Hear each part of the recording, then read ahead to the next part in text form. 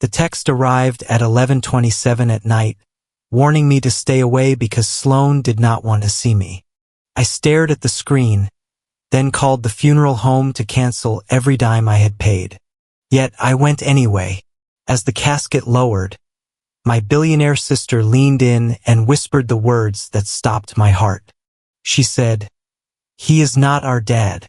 He is just yours." My name is Luna Kelly, and for 34 years I operated under the assumption that family was a blood pact. It turns out family is just a line item on a spreadsheet, and mine was constantly in the red. The text message arrived at 11:27 at night. It was short, cold, and surgical. It read simply, "Do not come to the service tomorrow. Sloan does not feel comfortable with you there. Please do not make this harder than it already is." I sat on the edge of my bed in my cramped apartment, the blue light of the phone illuminating the piles of paperwork I had organized on the duvet. My name is Luna Kelly, and I am the responsible one. I am the one who fixes things. I am the one who pays. The irony of the message felt like a physical blow to the sternum. They were uninviting me from an event that I had effectively produced. I looked down at the invoice from the funeral home. It was stamped paid in full. The total came to $14,500. I had drained my emergency savings and maxed out 2 credit cards to cover it because Mom had grabbed my hand in the hospital. Her grip surprisingly strong for a dying woman, and made me promise. She wanted the mahogany casket. She wanted the leaves from the specific florist in the next town over. She wanted dignity. Graham, the man I called Dad, had stood in the corner of the hospital room looking out the window, claiming his grief was too profound to discuss logistics. So I did what I always did. I stepped up, and now 6 hours before the service, I was being told to stay away. I did not cry. Crying implies a loss. And at that moment I did not feel loss. I felt a sudden violent clarity.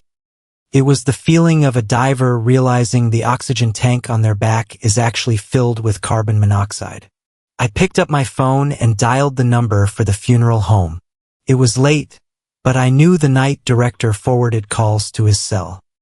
When Mr. Henderson answered, his voice was thick with sleep. I did not apologize.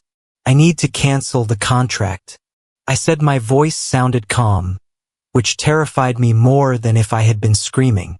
"Miss Kelly," Mr. Henderson asked, confused. "The service is tomorrow morning. Everything is set. I am the contract holder." I said, "I am the one who signed the check. I am exercising my right to cancel the services provided under my name. The flowers, the catering, the premium transport. Cancel it all." "But the body," he stammered. "Your mother, keep her there," I said. "But do not open the doors. Do not put out the flowers I paid for. Do not let the hearse leave the garage if it is on my dime. If they want a funeral, they can pay for it." I hung up. Felt like cutting a lifeline. For decades, my role in the Kelly household was to be the financial, emotional support animal. I paid the overdue heating bills. I covered the property tax when Graham forgot. I was the safety net. Tonight, I took the net away. I stared at the ceiling for the rest of the night. I waited for the panic to set in, for the guilt to crush me, but it never came. At 7:15 the next morning, my phone rang. It was Mr. Henderson again. "Melly," he said, his voice crisp and professional now. "I am calling to inform you that the cancellation order has been voided." "Excuse me?" I asked, gripping the phone. "A new payment was processed at 6 a.m. this morning," he said. "The previous funds you provided are being refunded to your cards. The service will proceed as planned. However, the new contract holder has requested some changes to the program." "What changes?" I asked, though I already knew the answer. "You have been removed from the list of speakers," he said, "and the family seating chart has been adjusted." I hung up. They had not just uninvited me. They had erased me. They had bought me out of my own mother's grief. I showered and dressed in black. Not the soft mourning black of a grieving daughter, but the sharp armored black of a woman going to war. I drove to the funeral home, my knuckles white on the steering wheel. The refund notification hit my phone as I parked. $14,500. Returned like a rejected gift. I walked into the chapel. The air smelled of lees. The ones I had ordered now paid for by someone else. The room was half full. Neighbors from Maple Hollow, old friends of Mom, people who knew the version of our family that we presented to the world. I walked down the center aisle, heads turned. I could hear the whispers. People knew I was the one who took care of Mom. They expected me to be greeting them at the door, handing out programs, managing the tears. Instead, I walked past them, my spine rigid in the front row. Graham Kelly sat like a king in exile. He was wearing a suit I had bought him 3 years ago for a job interview he never went to. He looked tragic and handsome, his silver hair perfectly coiffed. He was staring at the casket with a practiced intensity. As I approached, he did not look at me. He did not flinch. He just stared straight ahead as if I were a ghost. He refused to acknowledge. There was a space next to him, usually reserved for the spouse and children. A black purse was placed on the seat to his right, guarding it. I did not ask permission. I simply moved the purse to the floor and sat down. Graham stiffened. I could feel the heat radiating off him, a mix of anger and fear. He still did not look at me. "You should not be here, Luna." He hissed under his breath, his lips barely moving. I looked at the casket. "I paid for this dress, Graham," I whispered back. "I am going to see it worn." He went silent. He was a man who crumbled under direct confrontation, preferring to manipulate from the shadows. My presence was a variable he had not calculated. Then the doors at the back of the chapel opened again. The silence in the room shifted. It became heavier, charged with a different kind of electricity. Sloane had arrived. My younger sister, the one who left Maple Hollow at 18 and never looked back. The one who made the cover of business magazines. The one who sold her tech startup for 9 figures and became a ghost to us, sending checks that Graham cashed and I never saw. She walked down the aisle and the air seemed to leave the room. She was not wearing traditional mourning clothes. She wore a tailored charcoal suit that probably cost more than my car. Her sunglasses were dark, hiding her eyes. But she was not alone. Walking a step behind her was a man I had never seen before. He was tall, dressed in a black suit that fit him like a second skin. He did not look like a boyfriend or a husband. He scanned the room with the detached, predatory gaze of a security detail or a very expensive lawyer. He carried a leather briefcase, not a Bible. Sloane reached the front row. She stopped in front of Graham. She did not hug him. She did not touch his shoulder. She merely nodded, a gesture devoid of any warmth. Then she turned to me. She took off her sunglasses. Her eyes were red, the only sign that she was human.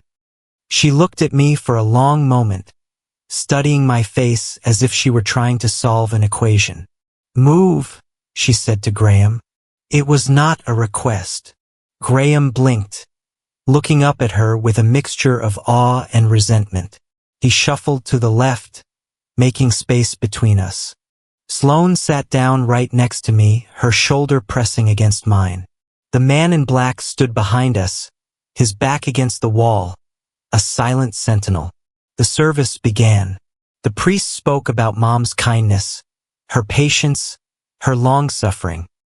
He left out the part about her anxiety, her fear of opening the mail, the way she would hide bank statements in the laundry hamper. I stared at the casket, feeling a numbness spreading through my chest. I tried to remember the last thing Mom said to me. It was about the money. It was always about the money. "Make sure Graham is okay," she had whispered. "Don't let him sink." "Luna," I felt a hand on my arm. I turned. Sloane was leaning in close, her breath warm against my ear. The smell of expensive perfume and stale cigarettes wafted from her. She looked at Graham, who was dabbing his dry eyes with a handkerchief, performing his grief for the audience behind us. Then she looked back at me. Her gaze was intense, terrifyingly lucid. "He is not our dad," she whispered. The words were soft, barely a breath, but they hit me with the force of a freight train. I froze.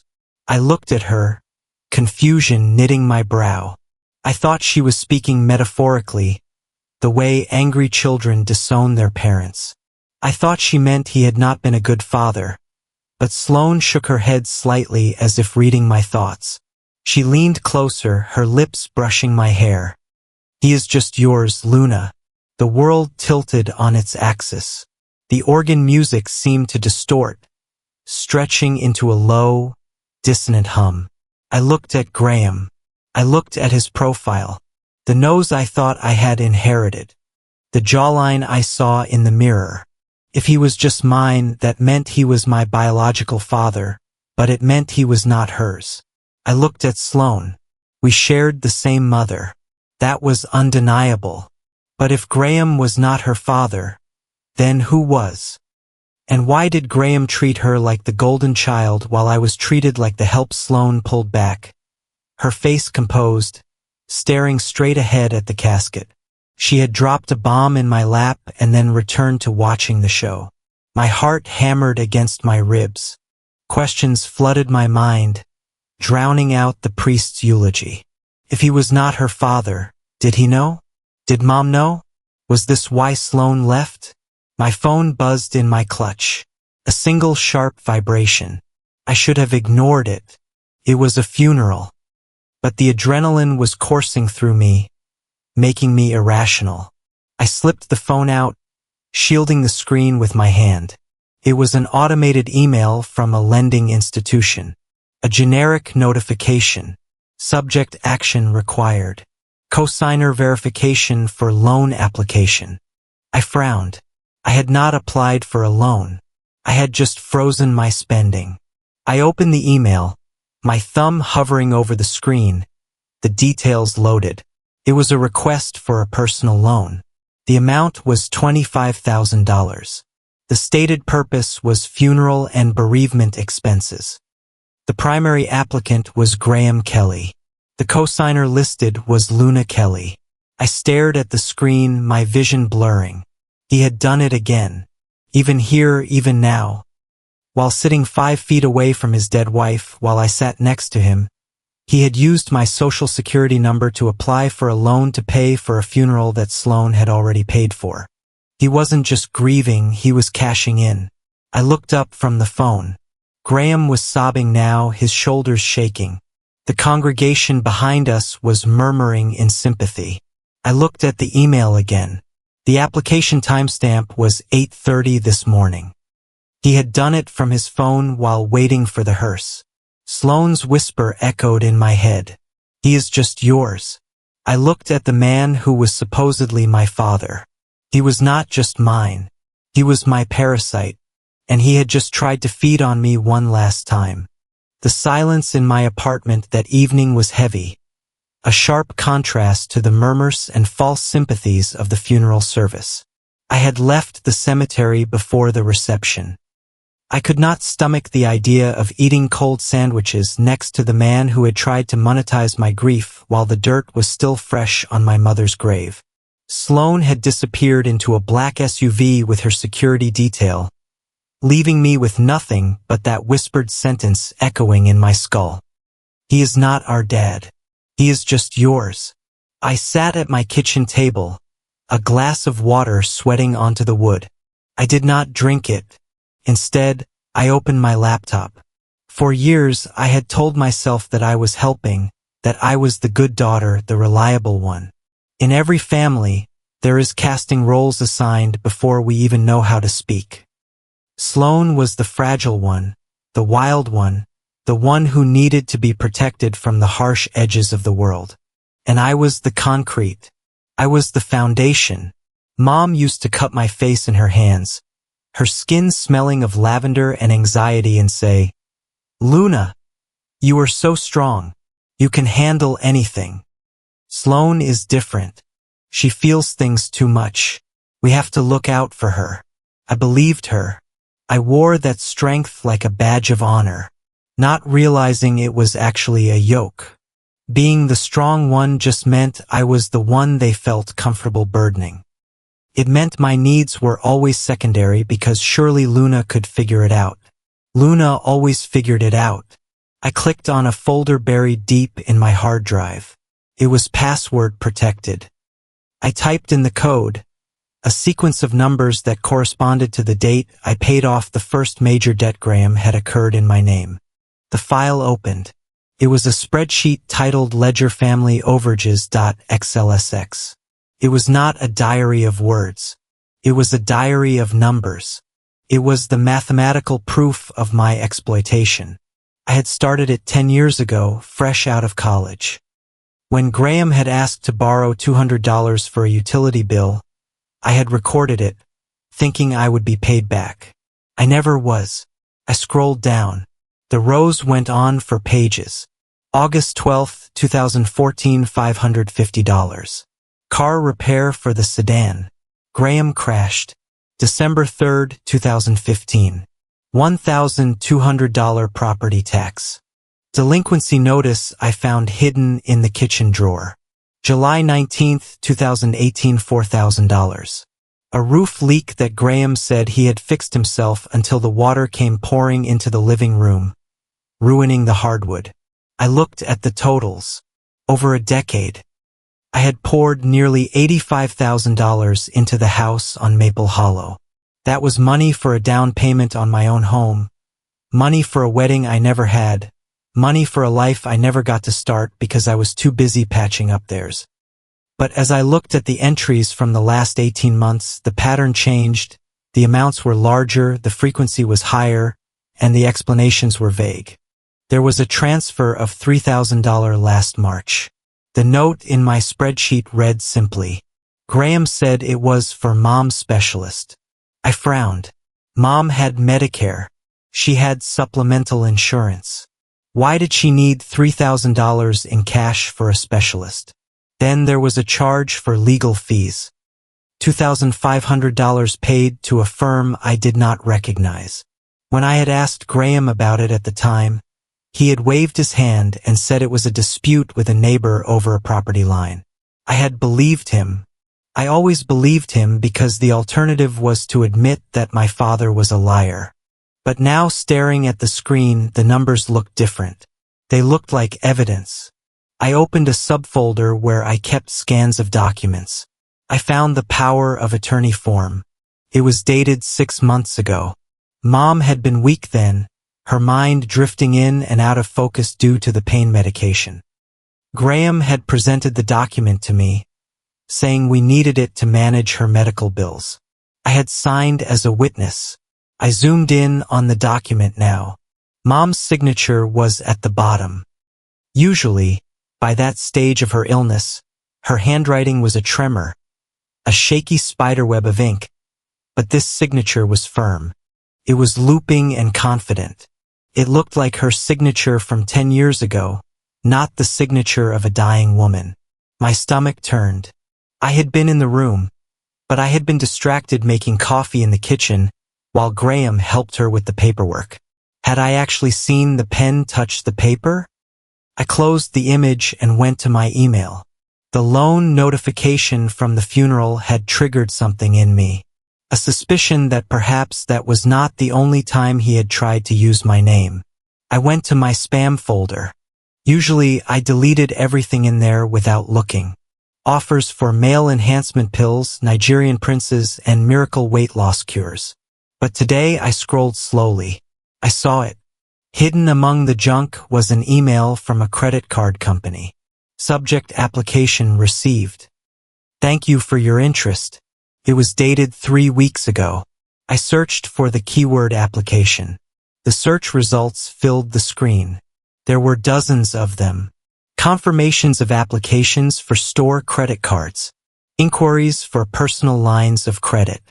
Notifications of address changes. My heart hammered against my ribs. How had I missed this? Why hadn't I received phone calls? Usually, when you apply for credit, especially this much of it, the bank calls to verify. I opened one of the confirmation emails from a major bank. It listed the contact information for the applicant. Name Luna Kelly. Address 402 Maple Avenue, Maple Hollow, Indiana. Phone 555,198. I froze. My phone number ended in 0199. It was a single-digit difference. A typo? No, a typo happens once. I checked the next email. The same wrong number. I checked a third. The same. It was a trick. A deliberate, calculated maneuver. If the bank called to verify the application, they would dial the number listed. If the person who answered confirmed the identity, the loan would go through. Graham had not just stolen my identity. He had rerouted it. He had created a ghost version of me that lived in his phone, ready to say yes to every debt he wanted to acre away. I grabbed my phone and dialed the fraud department of the bank from the most recent email. It was nearly midnight, but the automated system eventually connected me to a human being. Security department, this is Mark. How can I help you? My voice was steady, the icy calm of disaster management taking over. My name is Luna Kelly. I am looking at an application reference number on my screen. I did not make this application. There was the sound of typing on the other end. One moment. Ms. Kelly, let me pull this up. The silence stretched for 30 seconds. Felt like an hour. Okay, I see the application here. Mark said, his tone shifting from polite to professional. It was submitted online 2 days ago. The status is currently pending verification. I need you to cancel it, I said. And I need to know if there are others. More typing. The clicking of the keys sounded like gunshots in my quiet apartment. Ms. Kelly, Mark said slowly. I am looking at your profile. We show 7 attempts to open lines of credit in the last 4 weeks. 2 were rejected automatically. 3 are pending. 2 were approved and cards were issued. Approved. I felt the blood drain from my face. Where were the cards sent? They were mailed to the address on file. Mark said 402 Maple Avenue. That is not my address. I said that is my mother's house. I see. Mark said, and the phone number used for verification. It is incorrect. I said it is off by 1 digit. There was a pause. Ms. Kelly, I am going to flag this account for fraud immediately. We will freeze the issued cards, but I have to ask, do you know who resides at that address? I closed my eyes. I could see the house, the peeling white paint, the porch swing where Mom used to sit, the office where Graham spent his days, supposedly looking for work, supposedly managing the family affairs. Yes, I whispered. I know who lives there. There is something else, Mark said, his voice lowering slightly, breaking protocol to offer a human warning. The applications, they are coming from the same IP address. And based on the metadata, they are being submitted between the hours of 2 a.m. and 4 a.m. I looked at the clock on my wall. It was just past midnight. Graham was a night owl. He always had been. He claimed it was his creative time. I realize now that his creativity was entirely focused on how to extract value from the people who loved him. The feeling of betrayal was not a sharp knife. It was a dull, heavy stone in my gut. This was not just desperation. This was a system. He had set up a parallel infrastructure to siphon my creditworthiness. He knew I had a good job. He knew I paid my bills.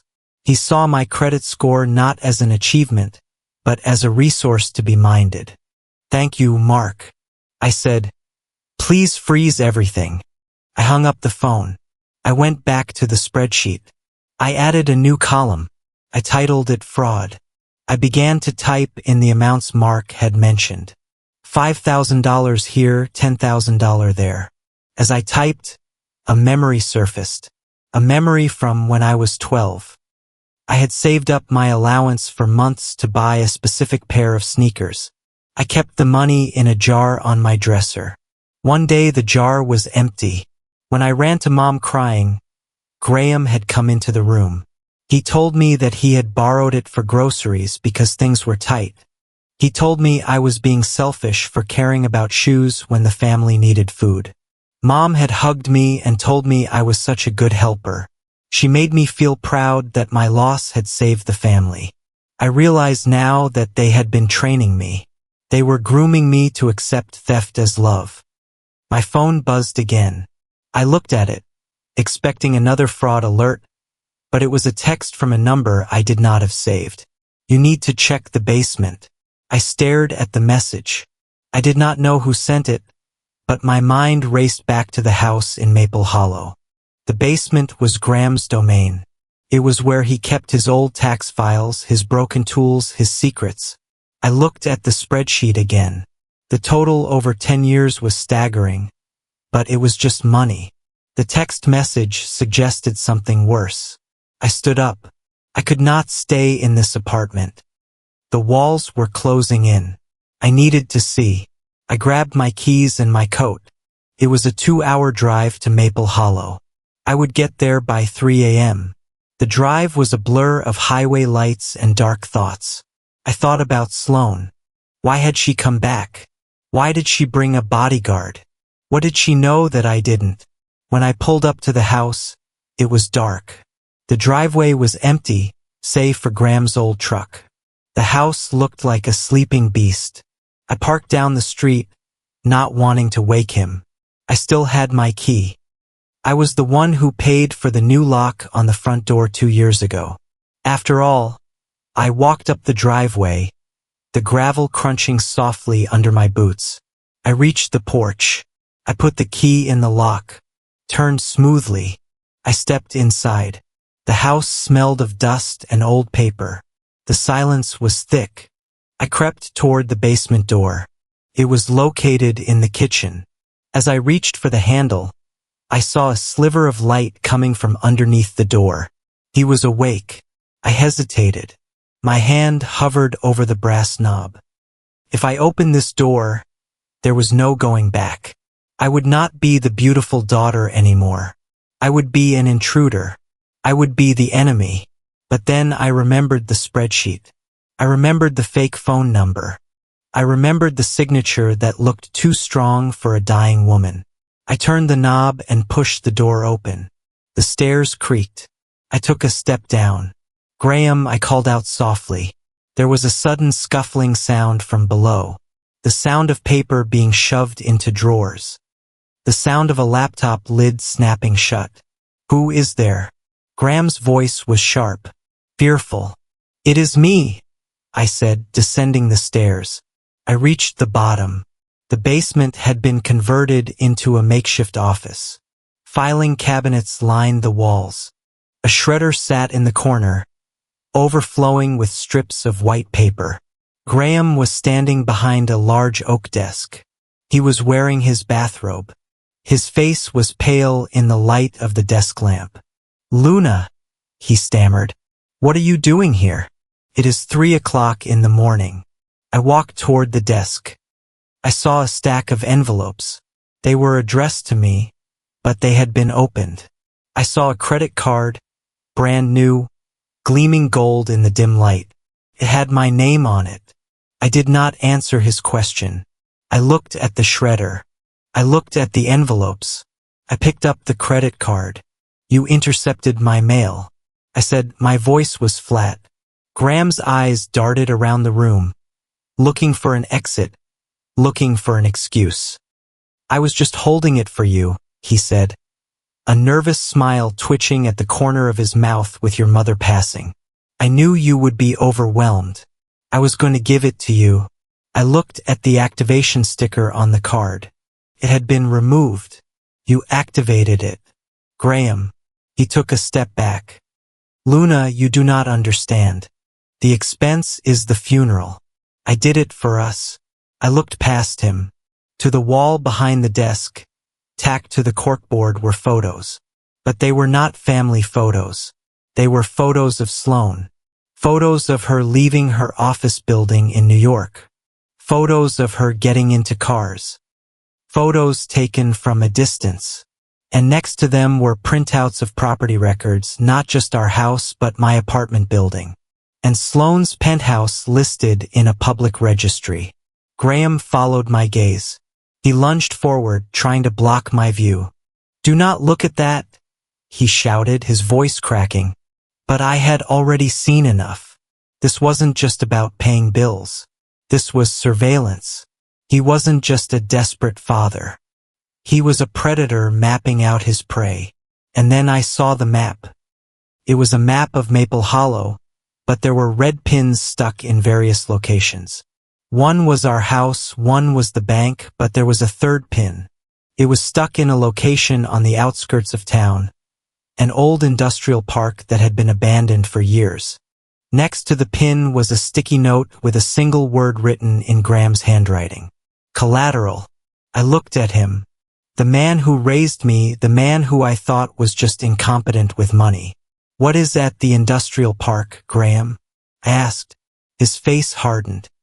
The fear vanished, replaced by a cold, ugly sneer. "You are just like her," he spat. "Always asking questions you do not want the answers to. Go home, Luna, before you find something that makes you wish you were the one in that coffin." I stood my ground, but my hands were shaking because for the first time, I realized that the danger wasn't just financial. I turned to leave, clutching the stolen credit card in my hand. As I reached the top of the stairs, I looked back. Graham was already on the phone dialing a number. "She is here," he whispered into the receiver. "We have a problem." I ran out of the house, my heart pounding in my ears. I didn't know who he was calling, but I knew one thing for certain. The family I had spent my life trying to save was already dead. What was left was something else entirely, something hungry. The notification arrived at 9:15 in the morning. It was a forward, a digital slip of the tongue sent by my Aunt Linda, a woman who meant well but possessed the technological literacy of a turnip. She had intended to forward the location of the post-funeral brunch to her daughter. Instead, she had forwarded an invitation to a calendar event titled Kelly Estate Reading. The time listed was 10 o'clock. The location was the offices of Holloway and Associates. I stared at my phone. No one had invited me. In fact, based on the icy silence from Graham since I fled the house the night before, I was explicitly excluded. The reading of a will is the final scene of the family tragedy. The moment where the curtain falls and the actors fight over the props. Graham intended to perform this scene without the main antagonist present. I did not shower. I did not change out of the clothes I had worn to invade the basement. I simply brushed my teeth, drank a shot of espresso that tasted like battery acid, and drove to the address listed in the text. Holloway and Associates was located in a strip mall that had seen better days, wedged between a dry cleaner and a payday loan center. It was the kind of law firm that specialized in accidents and quick divorces, places where desperation was the primary currency. I walked through the front door at 9:55.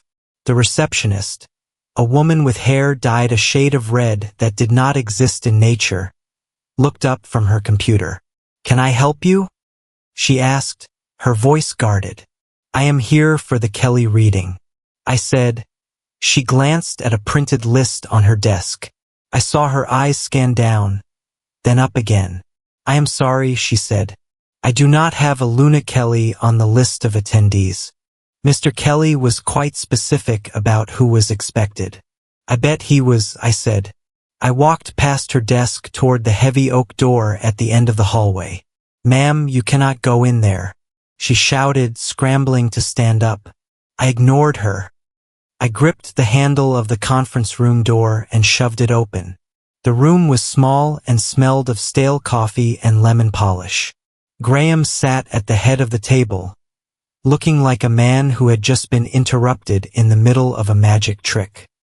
To his right sat a man I assumed was Holloway, a heavy-set individual with a tie that was too short for his torso. Graham's face went white. "Luna," he said, half rising from his chair. "We were just handling the administrative details. There was no need to bore you with this." I walked to the empty chair at the opposite end of the table and sat down. I placed my purse on the table with a heavy thud. "I love administrative details. Graham," I said, "I live for them. Please continue." Mr. Holloway cleared his throat. He looked at Graham, then at me, clearly assessing the risk of a physical altercation. "Miss Kelly," he said, smoothing out a file folder. "While you are a beneficiary in the technical sense, your father, excuse me, Mr. Kelly felt that given the emotional strain you are under, it would be best to handle the reading privately. The will is quite standard." "Read it," I said. Before Holloway could speak, the door opened again. The air in the room shifted instantly. It became colder, sharper. Sloane walked in. She was still wearing the charcoal suit from the funeral, or perhaps a different one that looked exactly like it. She did not look tired. She looked razor-sharp.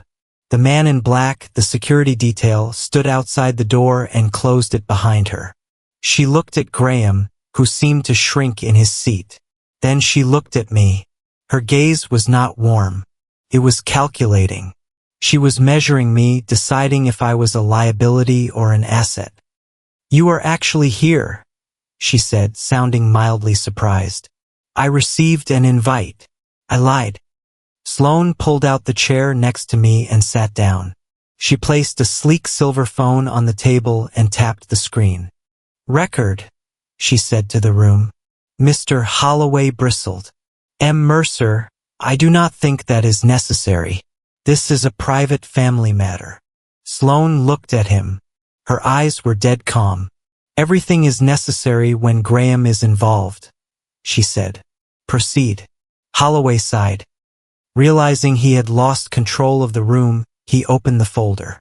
"The last will and testament of Maria Kelly," he began. He started reading in a drone, a rapid-fire legal mumble designed to induce sleep. I listened to the clauses, everything to Graham. The house, the car, the contents of the accounts. It was standard for a spouse, but then came the debts. Holloway paused. He adjusted his glasses. "As for the outstanding liabilities, the estate acknowledges the following encumbrances. The primary mortgage on the property at 402 Maple Avenue and the secondary home equity line of credit established 18 months ago." I sat up straighter.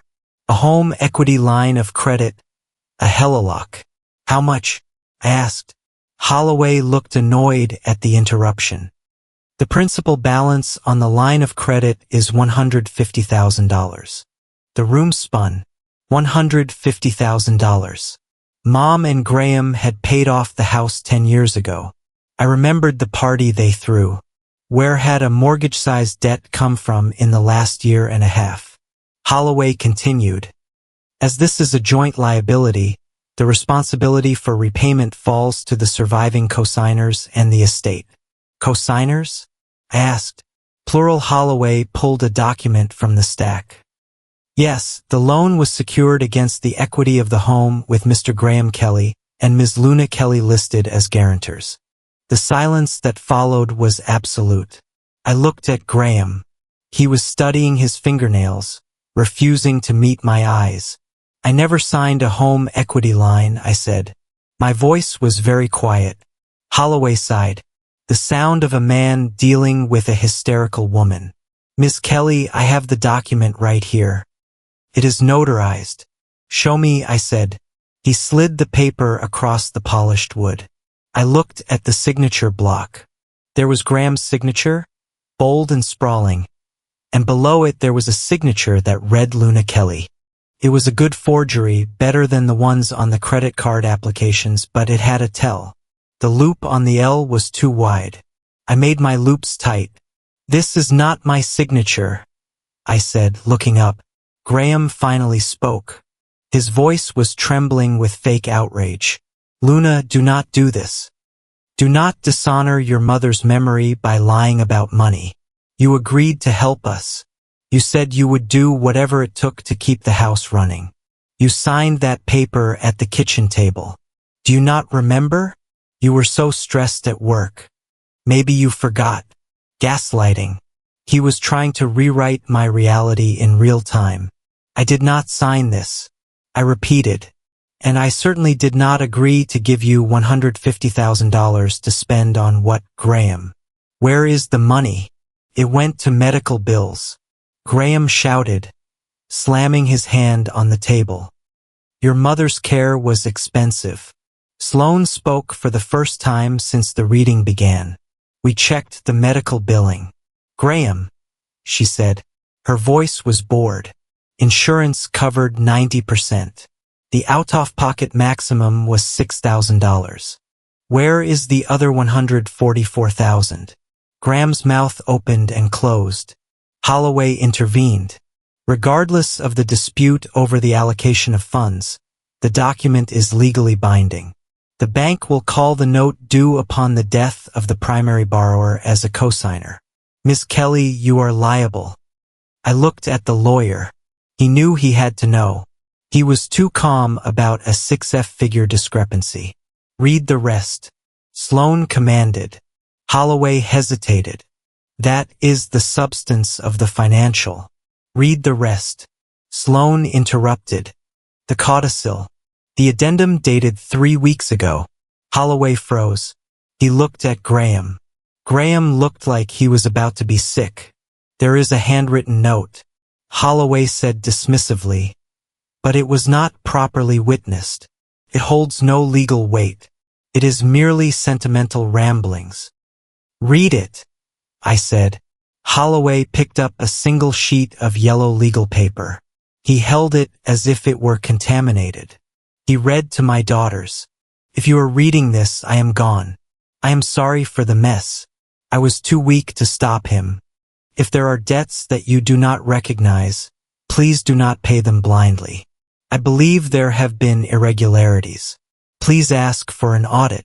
I was afraid to say no. I am so sorry. My heart broke. It shattered right there in the conference room. Mom knew. She wasn't just a victim of his spending. She was a hostage to it. She had written this note, hidden it, hoping we would find it. That is enough, Graham said, standing up. She was on morphine. She didn't know what she was writing. This is ridiculous. I am the husband. I am the executive. Holloway closed the folder. As I said, the note is not legally binding. Contradicts the formal will. The estate stands as written. Luna, you will need to arrange with the bank regarding the line of credit. He stood up, signaling the end of the meeting. I sat there paralyzed by the weight of the debt and the weight of the betrayal. $150,000. If I didn't pay it, they would take the house. No, they would come after me. They would garnish my wages. They would ruin the credit I had spent my life building. Sloane stood up. She picked up her phone. She leaned over the table, looking Graham dead in the eye. You think you won? She said. You think because you have a lawyer who bought his degree online and a forged signature, you are safe. Graham sneered. Get out, Sloane. Go back to your city. Sloane turned to me. Come on, Luna. I stood up, my legs feeling heavy. We walked out of the office, leaving Graham and Holloway in the silence of their conspiracy. In the hallway, the receptionist pretended to be typing. We walked out into the harsh sunlight of the parking lot. I felt like I couldn't breathe. $150,000. Sloane stopped by her SUV. The security guard opened the door for her. She turned to me. She reached into her pocket and pulled out a small black object. It was a USB drive. She pressed it into my hand. Her fingers were cold. What is this? I asked. Mom gave this to the nurse at the hospice. Sloane said she told the nurse to give it to me only if Graham tried to take the house. I looked at the drive. Why didn't you bring this up in there? I asked. Because Holloway is his creature, Sloane said. If he knows this exists, it will disappear. He will burn it, shred it, or bury it. You need to see what is on it first. Why me? I asked. You are the one with the resources. Sloane put her sunglasses back on. Because Luna, she said, I am the one he hates. But you are the one he underestimates. He thinks you are just a wallet. He does not think you have the stomach to take him down. She got into the car. Prove him wrong, she said. The door slammed shut. The SUV pulled away, leaving me standing in the parking lot of a strip mall, holding a piece of plastic that felt heavier than a brick. I got into my car. I locked the doors. My hands were shaking so badly I dropped the USB drive twice before I could plug it into the adapter on my laptop. I opened the file explorer. There was only one folder on the drive. The name of the folder was in all caps. Paternity do not discuss until funeral. I stared at the screen. The cursor blinked. This was it. The secret that Sloane had whispered. The reason for the difference in how we were treated. The reason Graham felt entitled to my life but afraid of hers. I double-clicked the folder. Inside were 3 PDF files and 1 audio recording. I opened the first PDF. It was a scanned document. It looked old. The paper yellowed even in the digital image. It was a birth certificate, my birth certificate, but it was different from the one I had in my files. The one I used for my passport listed Graham Kelly as the father. This one, the original one, had a different name in the box for father. The name was typed in old-fashioned typewriter font. It read unknown. I scrolled down. There was a second page. It was a legal affidavit signed by my mother 34 years ago. It stated that the biological father was aware of the pregnancy but had relinquished all rights in exchange for anonymity. I opened the second file. It was a bank transfer record from the same year I was born. A transfer of $10,000 from an account held by a trust. The trust name was vague. The Archway Foundation. I felt a chill that had nothing to do with the air conditioning. Graham had married Mom when I was 2 years old.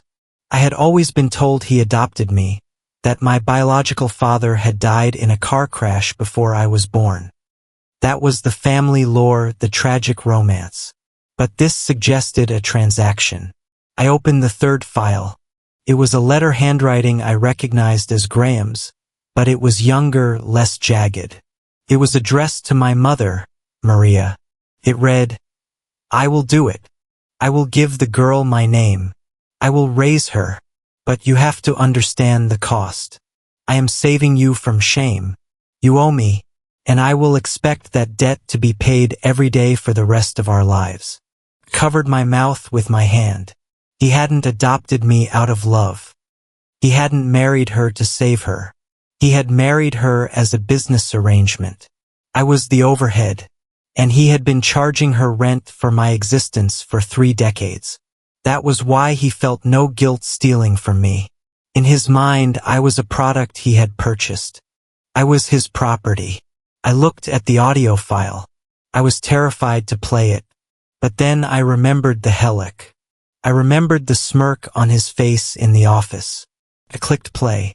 The sound was grainy. It sounded like it had been recorded on a phone hidden in a pocket. I heard Mom's voice. She sounded weak, breathless. Graham, please, she said. Luna has done enough. Do not ask her to sign another loan. Then I heard Graham's voice. It was low, menacing. She is my investment. Maria, he said, I have put 30 years into that girl. I am just withdrawing my dividends. And if you say a word to her, I will tell her the truth about where she came from. I will tell her that her real father didn't die. I will tell her he paid to get rid of her. Do you think she will survive that? The beautiful little Luna. It would break her. The recording ended with the sound of Mom weeping. I sat in my car, tears streaming down my face, but they were not tears of sadness. They were tears of rage, pure molten rage. He thought the truth would break me. He thought knowing I was abandoned would make me weak. He was wrong. Knowing I was not his daughter didn't break me. It liberated me. I wiped my face. I looked at the legal office where he was probably still sitting, congratulating himself on another successful manipulation. He is not our dad. He is just yours. No, he wasn't even mine. He was just a man who had made the mistake of stealing from a woman who had nothing left to lose. I put the car in gear. I wasn't going back to work. I had a phone call to make. The number was on the business card Sloan had slipped into the folder with the USB drive. Rowan Pike, financial forensic investigator. It was time to audit the books, and I was going to make sure the balance was zero. The address Sloan sent me led to a place that did not look like a place. It was a heavy, unmarked steel door in an alleyway behind the chaotic bustle of the financial district. There was no sign, only a camera lens staring down like a judgment. I looked at the camera and the door clicked open with a heavy magnetic thud. Inside, the air was cool and smelled of expensive scotch and old leather. It was a private members club, the kind of place where decisions about the gross domestic product were made over ice cubes.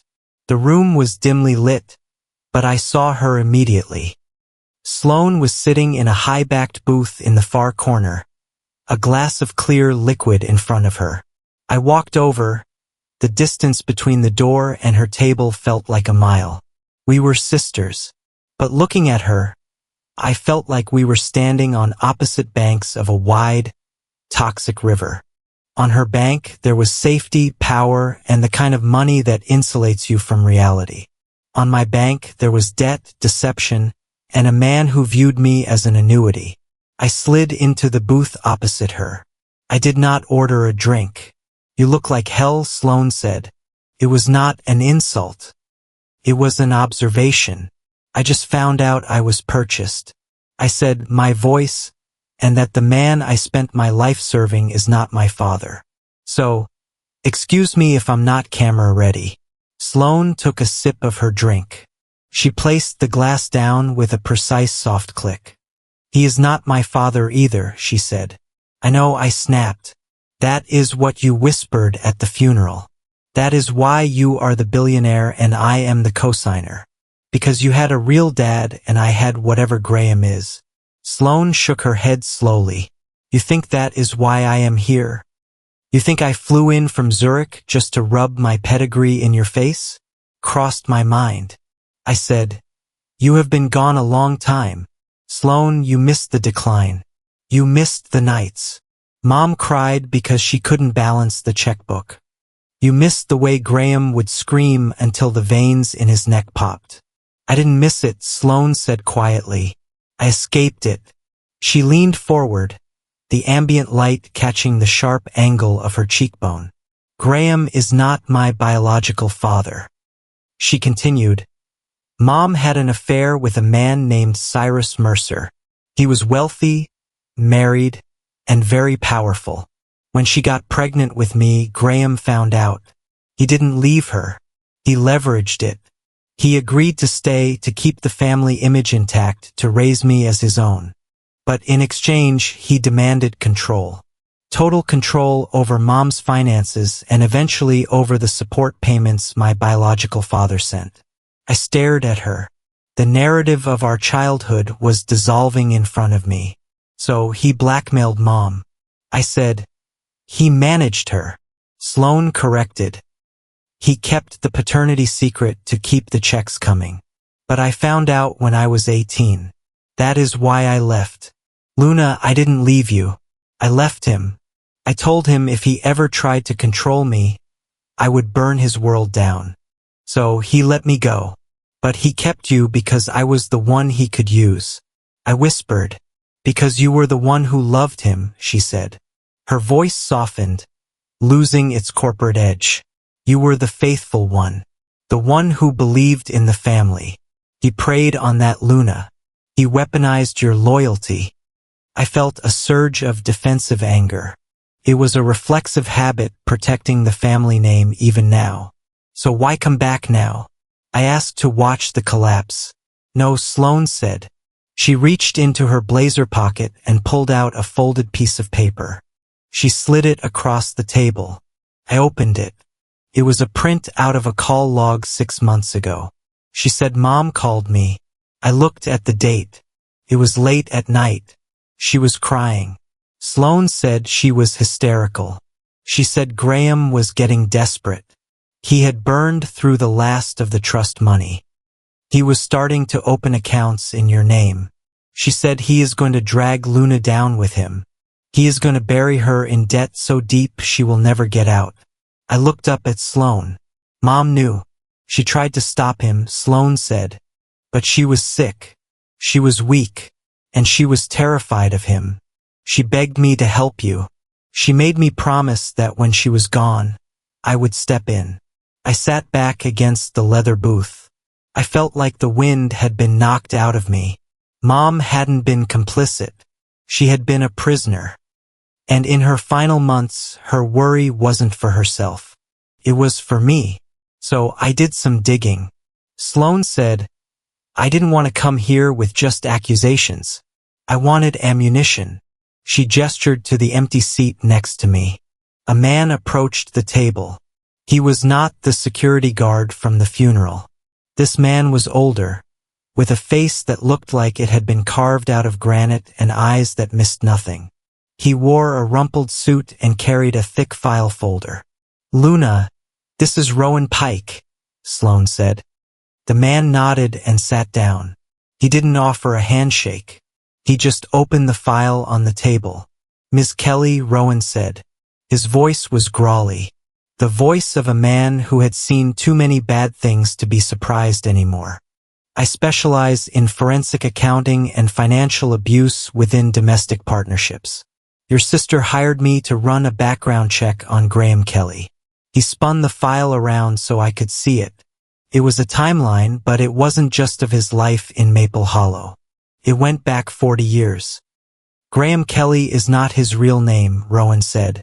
Or rather, it is one of 5 names he has used since 1980. I looked at the list.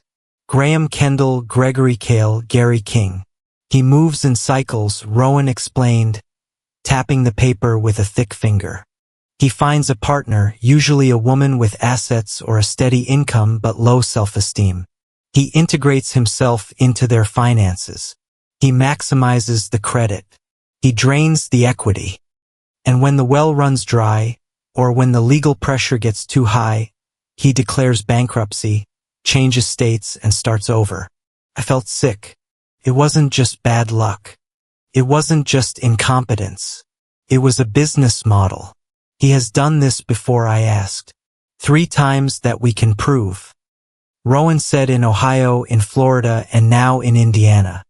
But this time he stayed longer because of the children, because of the leverage he had over your mother regarding Sloane's paternity. It gave him a steady stream of income he didn't have to work for. But the stream dried up. Sloane said, when I turned 21, the trust payments stopped coming to him. They came to me and I cut him off. That is when he started looking for a new source. Me? I said. Rowan nodded.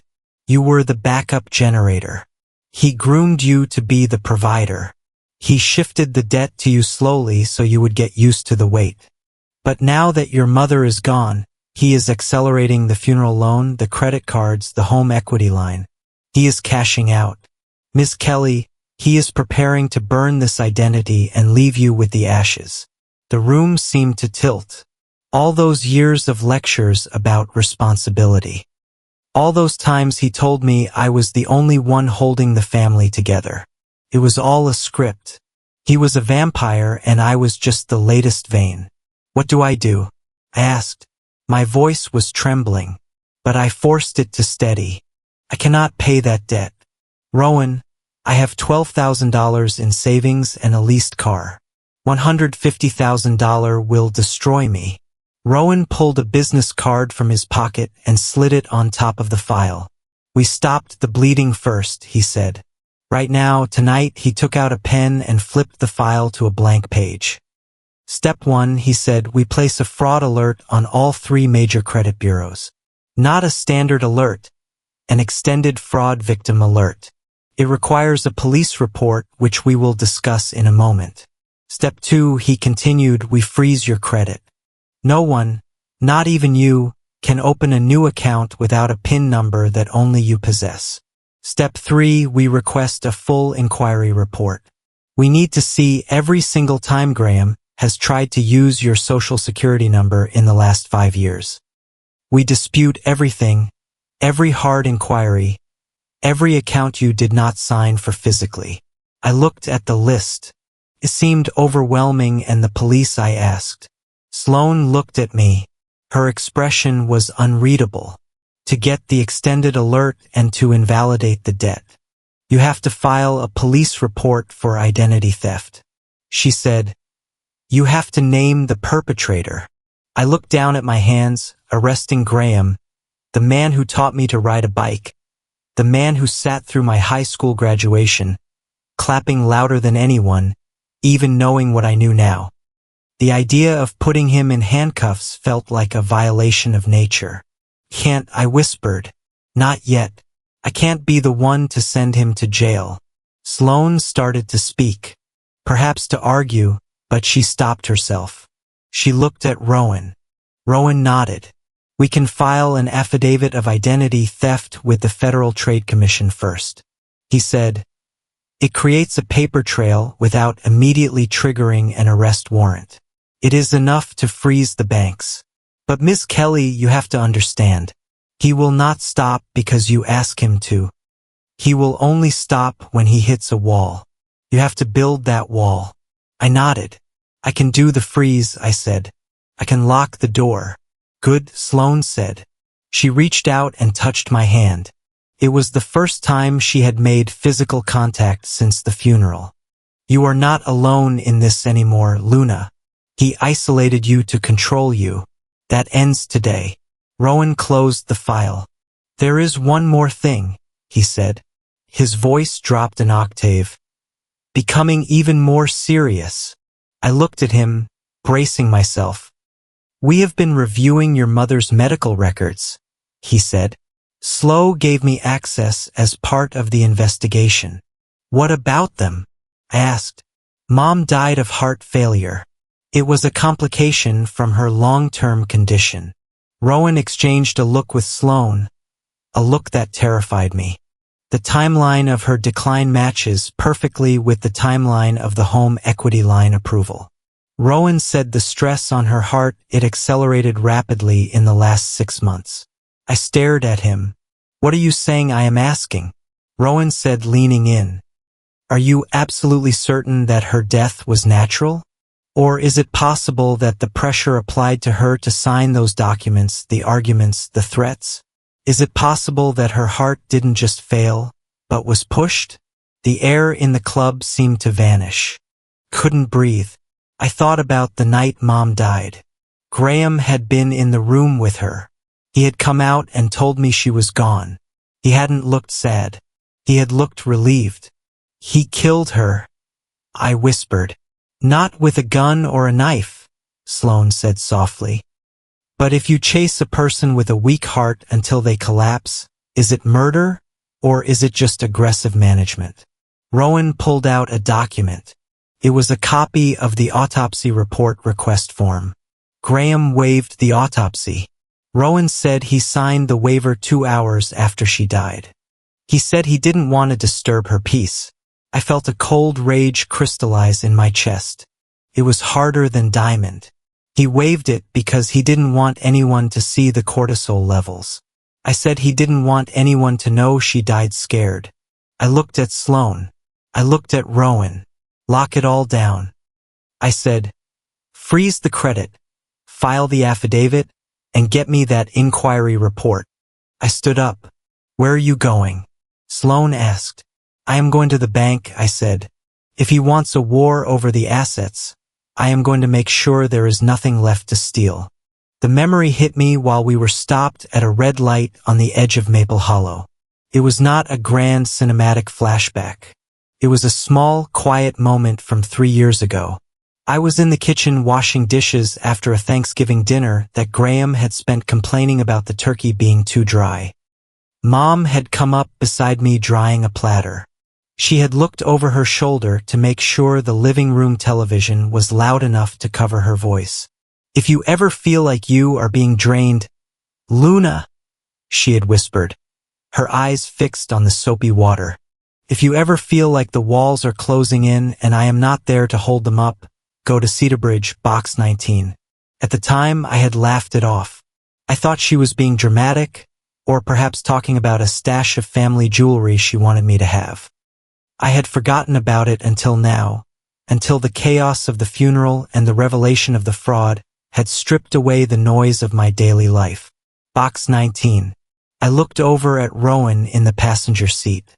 He was reviewing a file on his tablet, his face illuminated by the blue glow. He looked out of place in Maple Hollow, a shark swimming in a koi pond. "We need to make a stop before we go to the house," I said. "Cedarbridge Community Bank." Rowan looked up. "Do you have an account there?" "No," I said, "but Mom did, and I think she left me a breadcrumb." Cedar Community Bank was a relic of a different era. It sat on the corner of Main Street, a brick building with white pillars that tried too hard to look like the Parthenon. Inside, it smelled of floor wax and old pennies.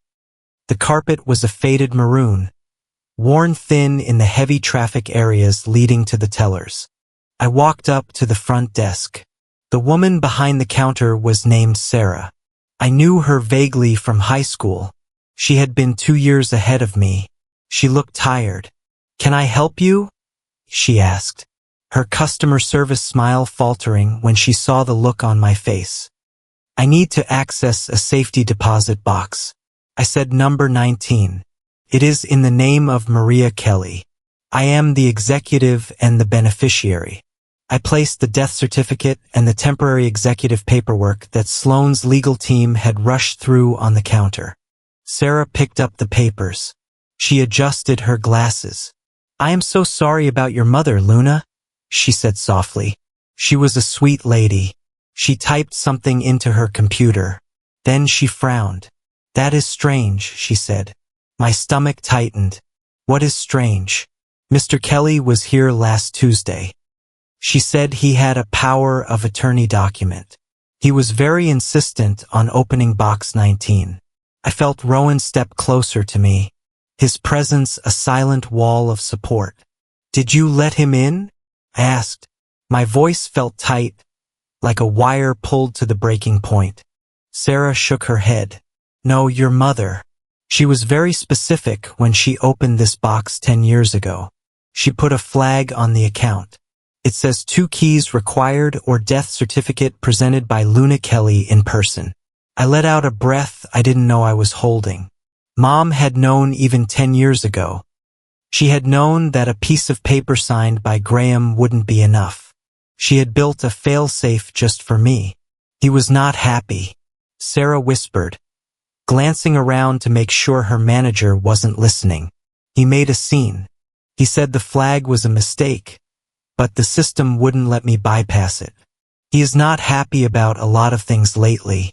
I said. Sarah led us back to the vault. It was a heavy steel door that required a buzz from the manager's desk to open. Inside, the walls were lined with rows of silver boxes, each with 2 keyholes. Sarah used her master key on the first lock of box 19. I used the key I had found on Mom's keychain, the one I had thought was for a shed or a filing cabinet. Turned with a satisfying click. Sarah slid the long metal box out and carried it to a small private room. "I will give you some privacy," she said, closing the door behind her. I sat down at the small table. Rowan stood by the door watching me. "Open it," he said gently. I lifted the lid. The box was not full of gold or diamonds. It was full of paper. The smell of old documents wafted up, musty, dry, and smelling faintly of Mom's lavender perfume. On top was a white envelope. On the front, written in Mom's shaky handwriting, were the words, "Luna Reed after funeral." My hands trembled as I picked it up. The seal was unbroken. I used my fingernail to slit the envelope open. Inside was a single sheet of lined notebook paper covered in blue ink. I began to read. My dearest Luna, if you are reading this, I am free. And I'm so sorry that my freedom comes at the cost of your pain. I know what you must be finding out. I know about the debts. I know about the loans. I want you to know that I fought him for years. I fought him. But Graham is like water. He finds every crack. I need to apologize for the role I made you play. I always told you that you were the strong one. I told you that you could handle anything. I said that because I needed you to be a shield. I used your stability as a cushion to protect Sloan and then to protect myself. I was a coward. Luna, I was so afraid that if I stood up to him, he would burn the house down with us inside. So, I let him chip away at you instead. I let him treat you like a resource because I was too terrified to treat you like a daughter who needed protection. There are things in this box that will help you. The house, he thinks he owns it. He doesn't. And the money from Sloane's father, he thinks he hid it. He didn't. Please forgive me. I loved you more than I loved my own peace. But I wasn't strong enough to prove it. Mom, I put the letter down. A tear fell onto the table, but I wiped it away furiously. She had used me.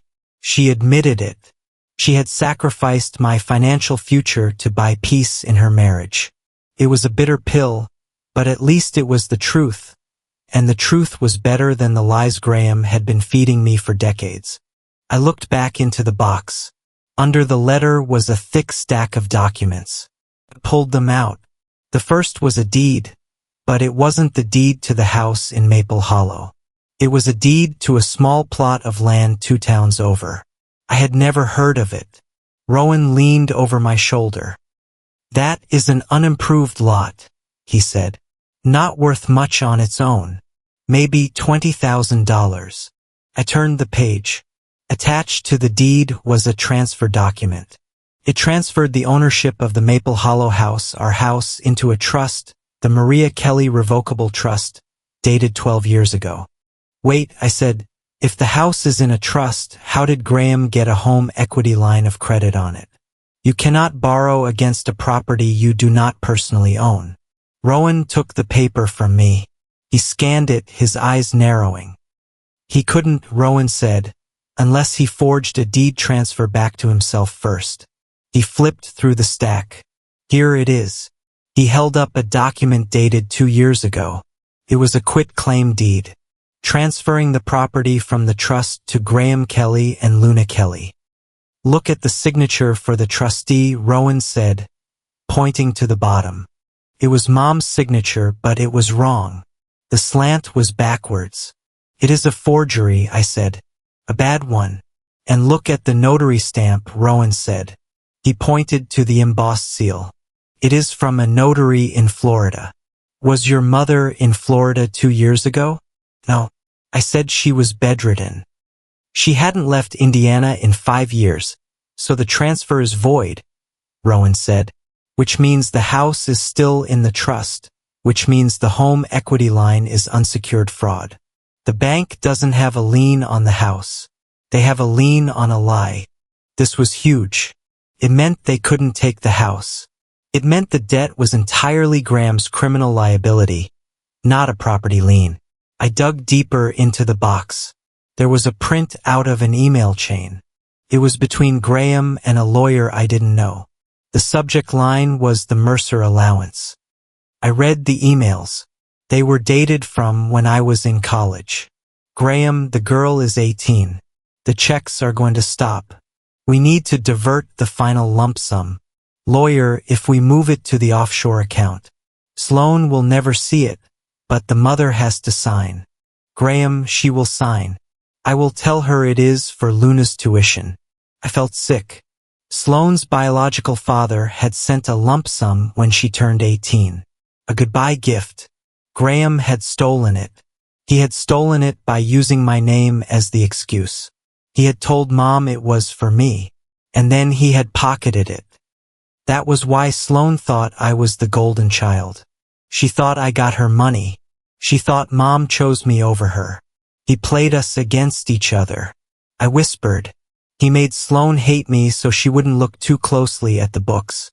I reached for the last item in the box. It was a draft of a contract.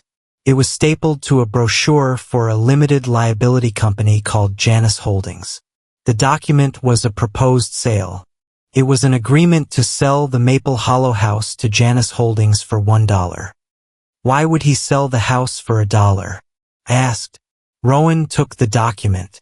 He studied the structure of the LLC. Janus Holdings isn't a property management firm, he said grimly. Look at the articles of incorporation attached here. Their primary business purpose is debt consolidation and asset liquidation. He looked at me, his face serious. This is a shell. Luna Graham was planning to transfer the house into this LLC. Then the LLC would take out massive commercial loans using the house as collateral. Commercial loans are bigger and faster than personal ones. Then he would declare the LLC bankrupt. The creditors would seize the house and he would walk away with the cash he borrowed. He tapped the paper. This isn't a roof over your head, he said. This is a pipeline. He was building a tunnel to suck the last bit of equity out of the property and funnel it into his own pocket. If he had succeeded, you would have been evicted within 6 months of your mother's death. I sat back, feeling the cold metal of the chair. He wasn't just a bad father. He was an arsonist. He was planning to burn the whole structure down on his way out. There was one last piece of paper at the bottom of the box. It was a single sheet of yellow legal paper, similar to the one the lawyer had waved away at the meeting, but this one was ripped. The bottom half was missing, the edge jagged as if it had been torn away in a hurry. I picked it up. It was Mom's handwriting again, but it was hurried, frantic. The letters were large and slanted. It read, "Cannot keep it quiet anymore. He is threatening to use the girl. I have to tell someone. The records are in the basement behind the furnace." If Graham knows the truth about the sentence ended there, the paper was torn. Truth about what I asked. Turning the paper over. There was nothing on the back. Rowan looked at the tear. This isn't old damage, he said. Look at the fibers. They are white and crisp. This paper was torn recently. But how? I asked. Sarah said he didn't get into the box. Rowan looked at the box itself. He ran his finger along the back hinge. He didn't get into the box through the front. Rowan said. He pointed to a tiny scratch on the metal hinge at the back of the drawer, but he might have tried to fish something out. Rowan said, or maybe your mother wrote this, tore it herself in a panic, and only put half in. What about the basement? I asked.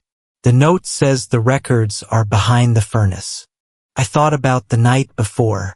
I had been in the basement. I had seen the shredder. If there were records behind the furnace, I said, feeling a surge of adrenaline. He might not have found them yet, or he might be destroying them right now. We have to go, I said, grabbing the documents and shoving them into my bag. We stood up. I held the torn note in my hand. If Graham knows the truth about what about money? We already knew about the money, about the paternity, we knew that, too. The sentence implied something dangerous, something that Graham didn't know yet, or something he was desperate to keep hidden. What if it isn't about the past? Rowan asked as we walked out of the vault. What if it is about the future? I didn't answer. I just walked faster. We had the evidence of the fraud. We had the proof of the theft. But the torn note felt like the fuse to a bomb we hadn't found yet. And the bomb was in the basement of the house where Graham was waiting. The drive from the bank to the house on Maple Avenue took less than 15 minutes. But it felt like traveling back in time. With every mile marker we passed, the confidence I had built up in the safety of the bank vault began to erode. The documents in my bag, the forged deed, the secret letter, the proof of the stolen trust fund, felt heavy against my side. They were weapons certainly, but I was walking into the den of a creature who had been hunting me since the day I was born. Rowan drove in silence. He seemed to understand that I was calibrating myself for the violence of the confrontation, not physical violence necessarily, though after seeing the desperation in Graham's eyes the night before, I did not rule it out. This was emotional violence, the kind that leaves no bruises but breaks bones all the same. We pulled into the driveway. Graham's truck was still there. The house looked innocent in the afternoon sun. The hydrangeas Mom had planted were beginning to wilt, a subtle reminder that the caretaker was gone. I stepped out of the car. Rowan shut off the engine and opened his door, but I held up a hand. "Give me a minute," I said. "I need to walk in alone." Rowan looked at me, his eyes dark and assessing. "I will be right behind you," he said. 10 seconds. I walked up the porch steps. The wood creaked under my boots. I reached for the handle, but before I could touch it, the door swung open. Graham stood there. He was wearing the same clothes he had worn to the lawyer's office, but he had taken off the tie. His top button was undone, exposing the crepey skin of his neck. He looked ragged, but his eyes were sharp, darting past me to the car where Rowan was standing. "You came back," he said. His voice was hoarse. "I came to get Mom's things," I said, keeping my voice flat. "I want her coat and the box of letters from her dresser." Graham did not move. He filled the doorway, his hand gripping the frame. "You do not have the right to ransack this house. Luna," he said, "you are not the owner. The will is clear. I have every right." I said, "I am her daughter, and until probate is settled, I am allowed access to personal effects." "Move, Graham." He did not move. Instead, he leaned forward. I could smell stale coffee and fear on his breath. "The bank called me," he said. His voice dropped to a conspiratorial whisper. "They said the payment on the line of credit is past due. They are going to call the note. Luna, they want the full $150,000 by Friday." I looked at him. He was doing it again, trying to induce panic, trying to make me feel like we were partners on a sinking ship. "I know," I said. "So, you need to write a check," he said, his eyes widening with urgency. "You have that savings account and your retirement fund. If we pull it, we can make the interest payment. We can buy time." I stared at him. The audacity was breathtaking. He had stolen my identity, forged my signature, and now he was asking me to liquidate my future to cover his theft. "There is no week, Graham," I said, "and there will be no check." His face hardened. "What are you talking about? If we do not pay, they take the house." "Let them take it," I said. He flinched as if I had slapped him. "You do not mean that," he said. "This is your mother's legacy." "No," I said, "it is your crime scene and I am done paying for the cleanup." I called the credit bureaus. "Graham," I froze everything. "The cards, the loans, the applications you made at 3 o'clock in the morning. It is over. The tap is dry." For a second, I saw pure panic in his eyes.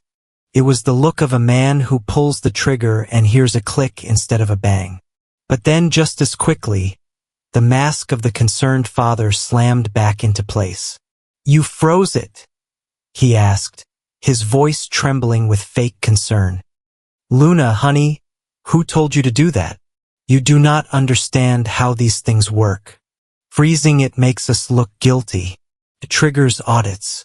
You are listening to bad advice. Is it Sloan? Is she poisoning you against me?" He reached out to touch my shoulder. I took a step back. "Do not touch me," I said. At that moment, Rowan stepped up onto the porch. The wood groaned under his weight. Graham looked up. He saw Rowan standing there, silent and imposing in his rumpled suit. Graham's eyes narrowed. He stared at Rowan's face, searching his memory. "I told you people to stay away," he snarled. I frowned. What people? Rowan had introduced himself as a forensic accountant.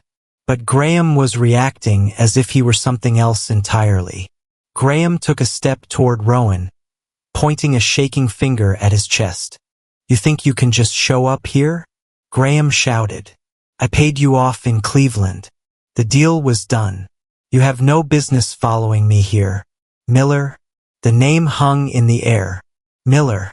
Rowan did not blink. He did not look confused. He simply stared at Graham with a look of absolute zero.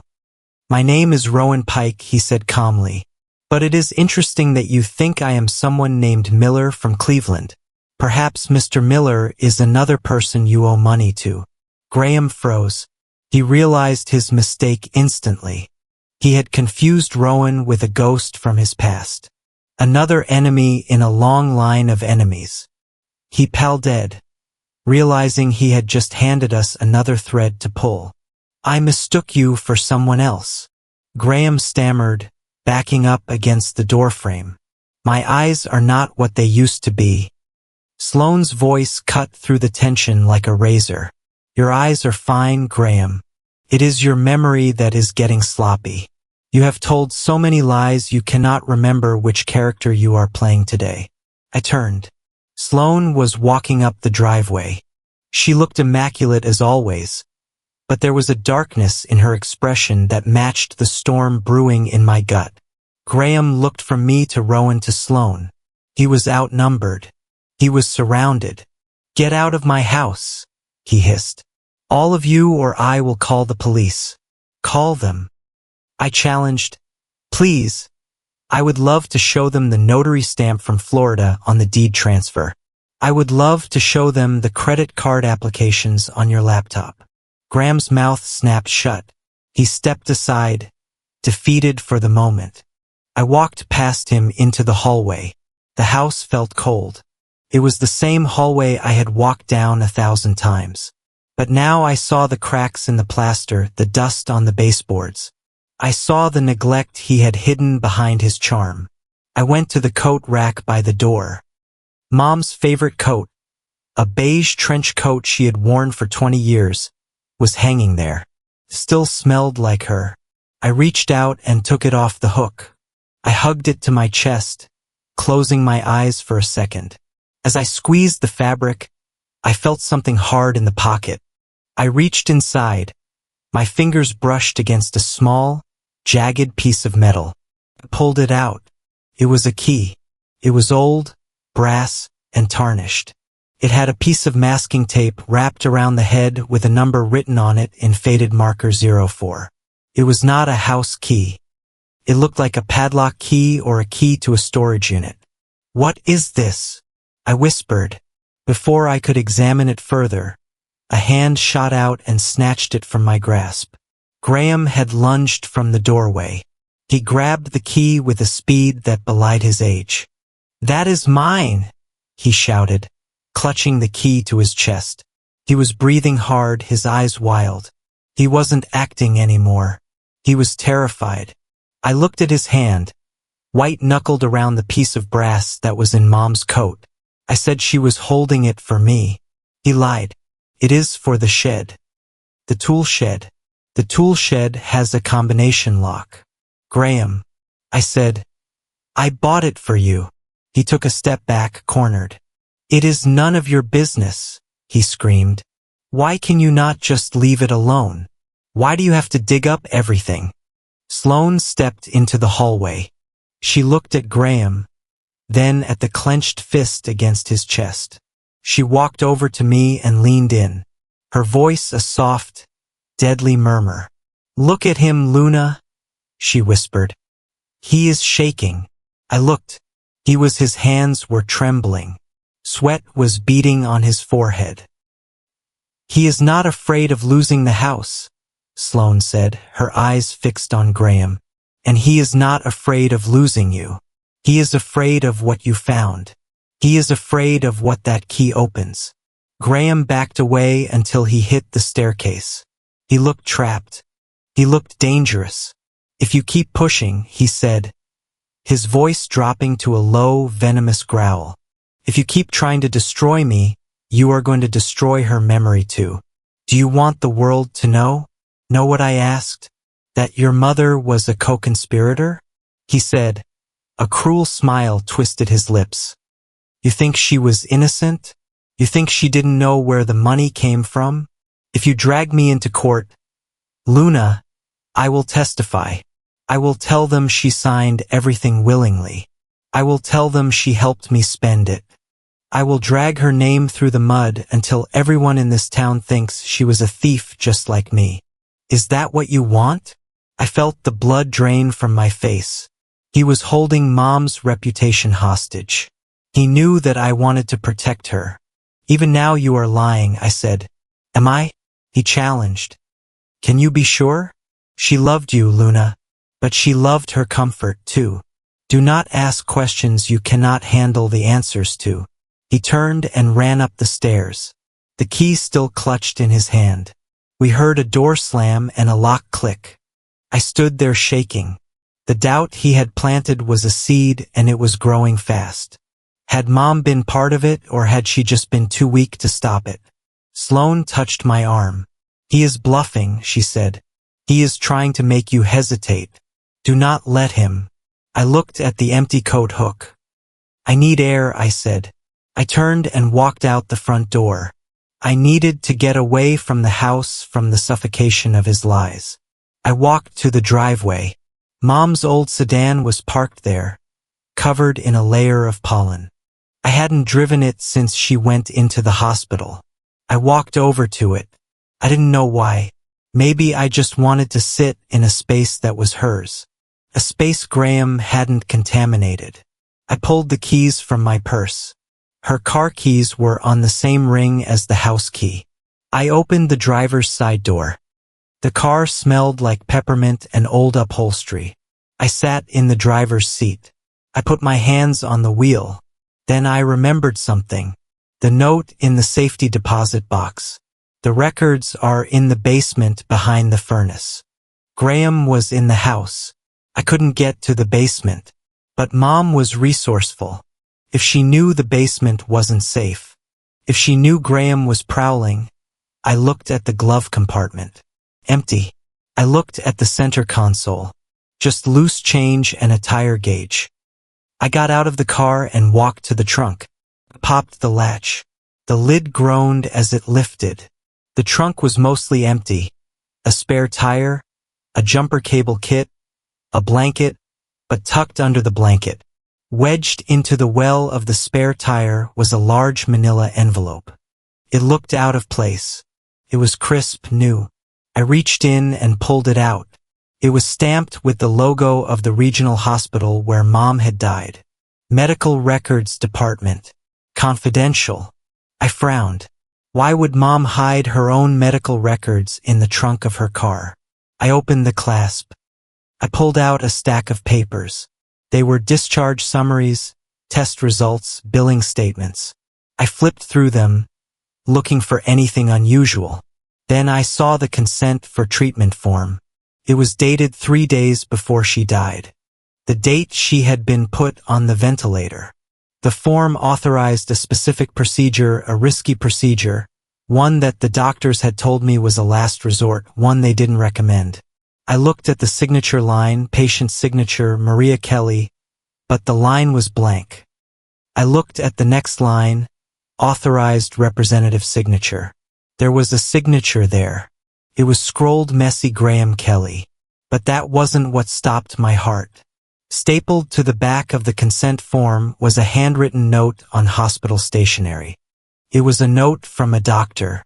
Note to file. Husband insisted on procedure despite advisory of high mortality risk. Husband stated, "We need to resolve this one way or another." I stared at the paper. He hadn't just watched her die. He had authorized the thing that killed her. He had gambled with her life because he was tired of waiting. Resolve this one way or another. He meant the debt. He meant the insurance. He meant me. I looked at the bottom of the page. There was another signature. The signature of the person who had picked up these records 2 weeks ago, received by Graham Kelly. But it wasn't Graham's signature. It was a perfect copy of my signature. He had signed my name to pick up the proof of his own crime. He was setting me up. If anyone investigated her death, my name was on the paperwork. My name was on the authorization. He wasn't just stealing my money. He was framing me for her murder. I looked up at the house. The window of the master bedroom was dark. He is not just a debtor. I whispered to the empty driveway. He is a killer and he thinks he just buried the evidence in my name. I slammed the trunk shut. The sound echoed like a gunshot. I wasn't running anymore. I was going to burn his whole world down, just like Sloan said, and I was going to start with that key he was hiding upstairs. We regrouped at the Ritz-Carlton downtown, where Sloan had turned the penthouse suite into a fortress of solitude and high-speed internet. The contrast between the peeling paint of the house on Maple Hollow and the sterile beige luxury of the hotel was jarring. I sat at a glass desk that cost more than my car, spreading out the stolen medical records. Rowan connected his laptop to the television screen on the wall. Sloan stood by the window, looking out at the city she had conquered, her back tense. We were not a family. We were a war room. I need the access logs, Rowan said, his fingers flying across his keyboard. I have a contact in the hospital administration. A favor owed from a forensic audit I did last year. He is pulling the visitor data and the digital signature metadata. Now I looked at the papers I had taken from the trunk. The consent form with the forged signature lay on top. Graham signed this, I said, but the timestamp on the digital entry will tell us when. Got it, Rowan said. The screen flickered, then filled with a spreadsheet. It was a raw data dump from the hospital's security server. Rowan filtered the results.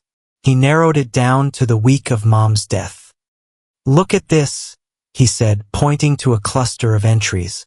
November 14th, 11:30 at night, visitor badge scan. November 15th, 2:15 in the morning, visitor badge scan. November 16th, the night she died, 4 a.m. visitor badge scan. Who visits a dying woman at 4 in the morning? I asked. Someone who doesn't want witnesses, Sloan said.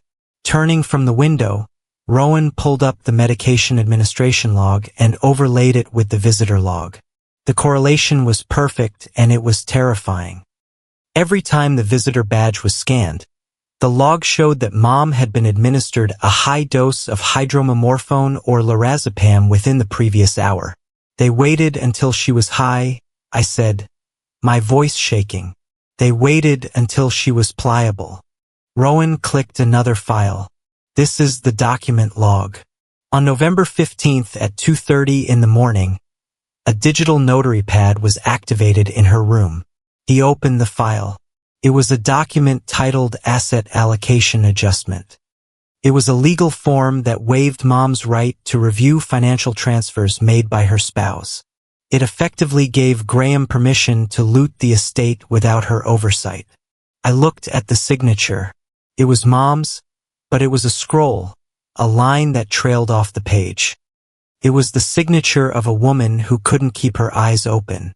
This is invalid.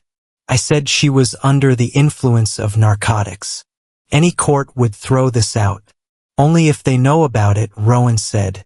Graham has the physical copy. We only have the digital footprint. We need to see who was in the room. Sloan said the badge log just says guest. It doesn't give a name. Rowan tapped a key. I am accessing the hallway security feed. The cameras are motion activated. The screen changed to a grainy black and white video feed. The timestamp read November 15th, 2:14 in the morning. The hallway was empty, the fluorescent lights buzzing overhead. Then the elevator doors at the far end of the hall opened. A figure stepped out.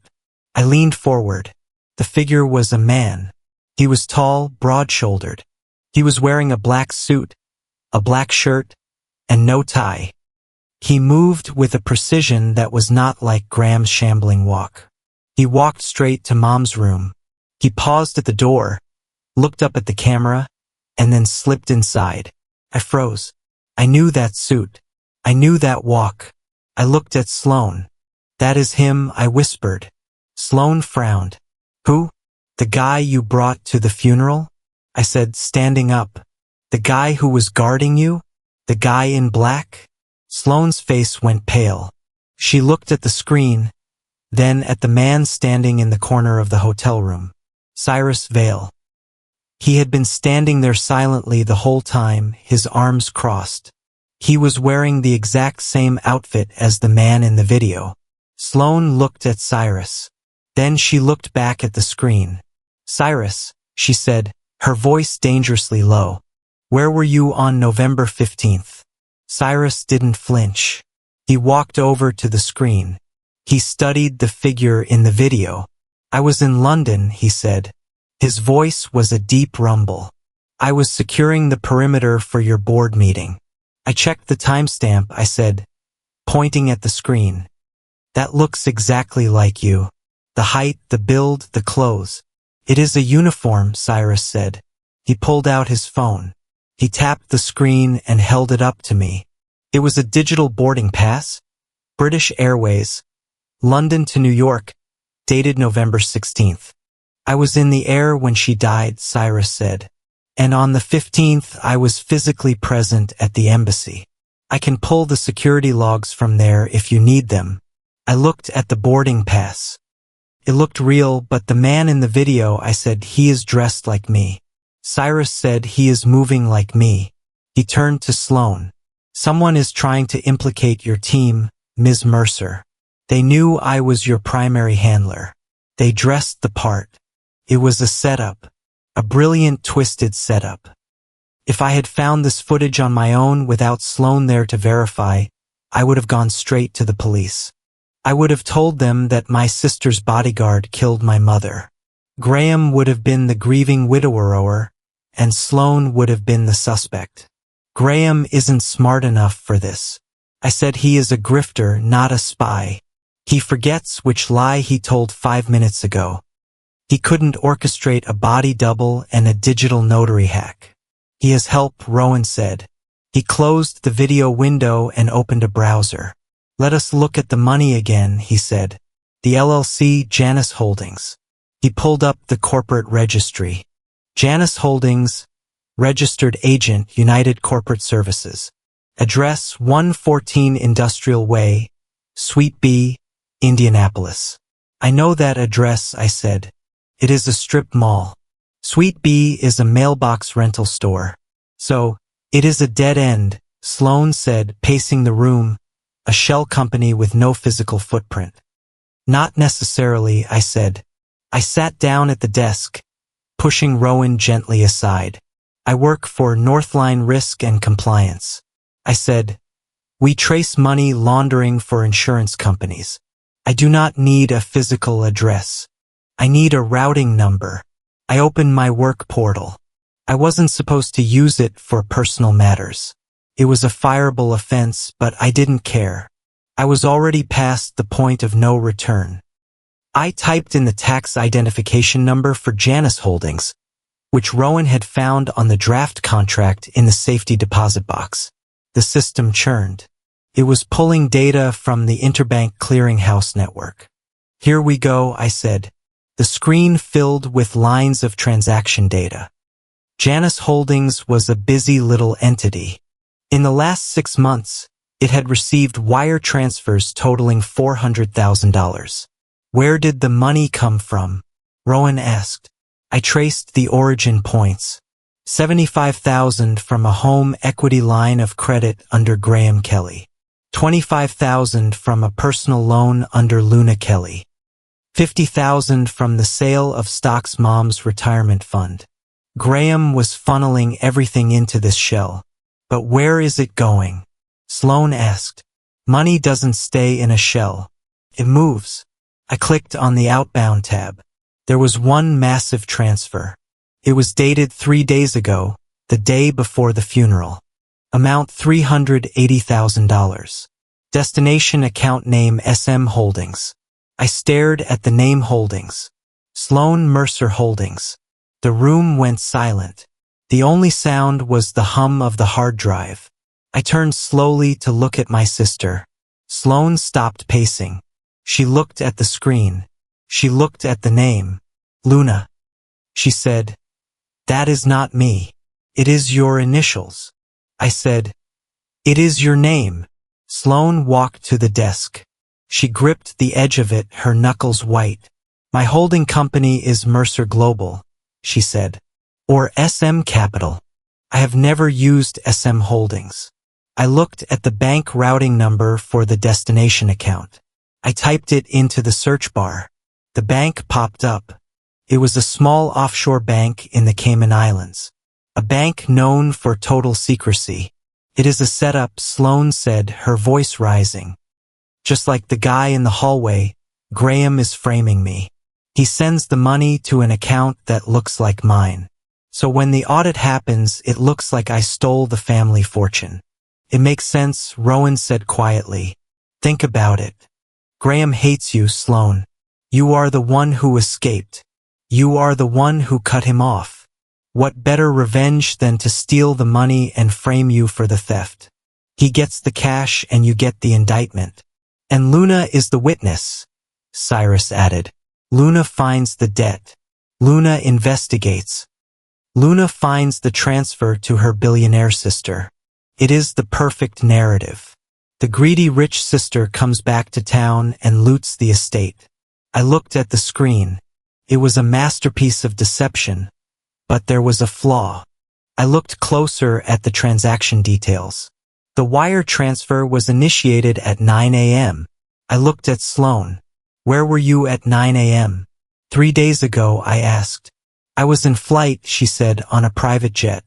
No Wi-Fi strong enough for a secure wire transfer of this size." I looked at the IP address of the sender. It traced back to a location in Indiana, Maple Hollow, but not the house. I clicked on the geolocation tool. The map zoomed in. The IP address wasn't coming from our house. It was coming from a commercial building on the other side of town, 121 Main Street. "I know that building," I said. I minimized the window and opened Google Maps. I typed in the address. Street view loaded. It was a small brick building with a green awning. The sign on the door was gold leaf, the law offices of Arthur Holloway, the family lawyer, the man who had read the will, the man who had sneered at the codicil. "He isn't just Graham's lawyer." I said, "He is the architect." Rowan leaned in. "Look at the signature on the wire authorization." He said. I zoomed in. It was a digital signature authorized by S. Mercer, but the S wasn't Sloane's sharp angular S. It was looped. It matched the loop on the L and my forged signature on the loan. "It is the same hand." I said. "The same person forged my name on the debt and your name on the theft." "It is Holloway," Sloane said. "Graham is the face, but Holloway is the brain. Graham is too emotional. Holloway is the one moving the pieces." My phone buzzed. I looked down. It was a text message. Sender unknown. I opened it. There was a photo attached. It was a photo of me taken through a window. I was sitting in the hotel room. I could see the back of Rowan's head. The text below it read, "If you submit that report to the FTC, you will find out who Sloane's real father is, and you will find out what your mother traded to get that $10,000. I dropped the phone on the desk. "They are watching us," I said. "Right now." Cyrus moved instantly. He went to the window and pulled the heavy curtains shut. Sloane picked up my phone. She read the message. Her face didn't change. "He is trying to blackmail us with history," she said. "He thinks we care more about the past than the future."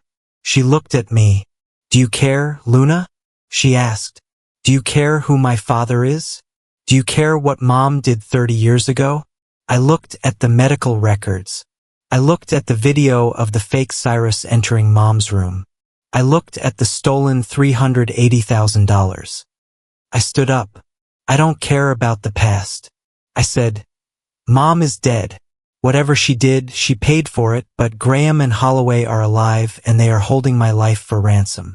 I looked at the text message again. He says, "I will find out what Mom traded." I said, I looked at the torn note from the safety deposit box. If Graham knows the truth about it wasn't about money, it wasn't about paternity, I think I know what the trade was, I said slowly. What Sloane asked. I think Mom didn't just trade her silence. I said, I think she traded the evidence. I think the reason Graham is so confident is that he thinks he has the only copy of whatever destroys him, but he doesn't. I said, I grabbed my bag. He forgot about the audit log. I said he forged the medical forms, but he couldn't forge the server backup. We are going to file that report, I said, and then we are going to pay Mr. Holloway a visit. If he is the architect, let's see how he likes it when the building falls on him. Sloane smiled. It was a cold, terrifying smile. Cyrus, she said, get the car. We are going to a law office and bring the jammer. I am done being tracked. The digital glow of the monitor cast long skeletal shadows across the hotel suite. The silence stretched between Sloane and me, tighter than a piano wire on the screen. The transaction record sat like a smoking gun. $380,000 wired to Sloane Mercer Holdings. I stood up from the desk, my chair scraping harshly against the floor. I looked at my sister. For the last 24 hours, I had let myself believe we were on the same side. I had let myself believe that the billionaire expatriate had returned to save the day, but I worked in risk management. I knew that the simplest explanation was usually the correct one, and the simplest explanation was that Sloane was just a bigger shark than Graham. Explain it, I said. My voice was low, devoid of the sisterly warmth that had begun to form between us. Sloane did not flinch. She stood by the window, her silhouette framed by the city lights. I told you, she said calmly. It is a frame. It is a wire transfer, I countered, pointing at the screen. It has your name on it. It went to an offshore account, and it emptied the last of the liquid assets in the estate. You said you came to stop him from stealing. It looks a lot like you just beat him to the punch. Cyrus took a step forward, his hand raising slightly in a placating gesture, but Sloane stopped him with a look. She walked over to the desk. She opened her own laptop, a sleek silver device that looked like it belonged on a spaceship. She turned it around so I could see the screen. This is my corporate structure, she said. I looked. It was a complex web of entities, subsidiaries, and trusts. I bank in Zurich, Singapore, and New York. She said, I do not bank in the Cayman Islands, and I do not use shell companies with names as lazy as Sloane Mercer Holdings. She typed a command. A document appeared. This is a freezing injunction. She said it is a legal maneuver. My lawyers filed it yesterday morning. It effectively locks any account associated with Graham or the estate. Creates a hold status. If I wanted to steal that money, Luna, I would not have filed a court order alerting the entire banking system to watch the accounts. I read the document. It was dated and time-stamped 24 hours before the suspicious wire transfer. If you froze the accounts, I said, looking up, how did the money move? Because the freeze applies to legitimate transactions, Rowan interjected from the couch. He was holding a stack of printed papers, his eyes scanning them rapidly. But this wire transfer, it bypassed the standard SWIFT network. It was routed through a correspondent bank in Miami. First, Rowan stood up and threw the papers on the desk. It was not Sloane, he said, and it was not Graham. Graham does not know what a correspondent bank is. Graham thinks laundering means washing his clothes. Then who? I asked. Rowan pointed to a name buried in the metadata of the wire instruction. It was not a name. Actually, it was a code. Escrow. I whispered. RR, the family lawyer. Sloane said. Her voice was ice. Rowan nodded. I just ran a background check on Holloway's firm. Not the surface check, but the deep dive. He is not just a small-town probate lawyer. He is a silent partner in 3 different debt consolidation firms. Rowan spread the papers out. They were court dockets, dozens of them. Look at the pattern. He said he targets families in distress, usually widows or elderly couples with significant home equity. He offers to restructure their debt. He sets up a shell company. He convinces them to sign over the deed for protection. Then he drains the equity, defaults on the loans, and buys the property back at auction through another shell. I felt the blood drain from my face. It was a factory, a foreclosure factory. And Mom, I asked. She was the perfect target. Rowan said she was sick. She was hiding financial secrets, and she had a husband who was desperate for cash. Holloway didn't just help Graham. He weaponized him. He used Graham's greed to get the door open. And then he walked in and stripped the house bare. I looked at the transaction on the screen again. So, he created Sloan Mercer Holdings. I realized he set up the fake account.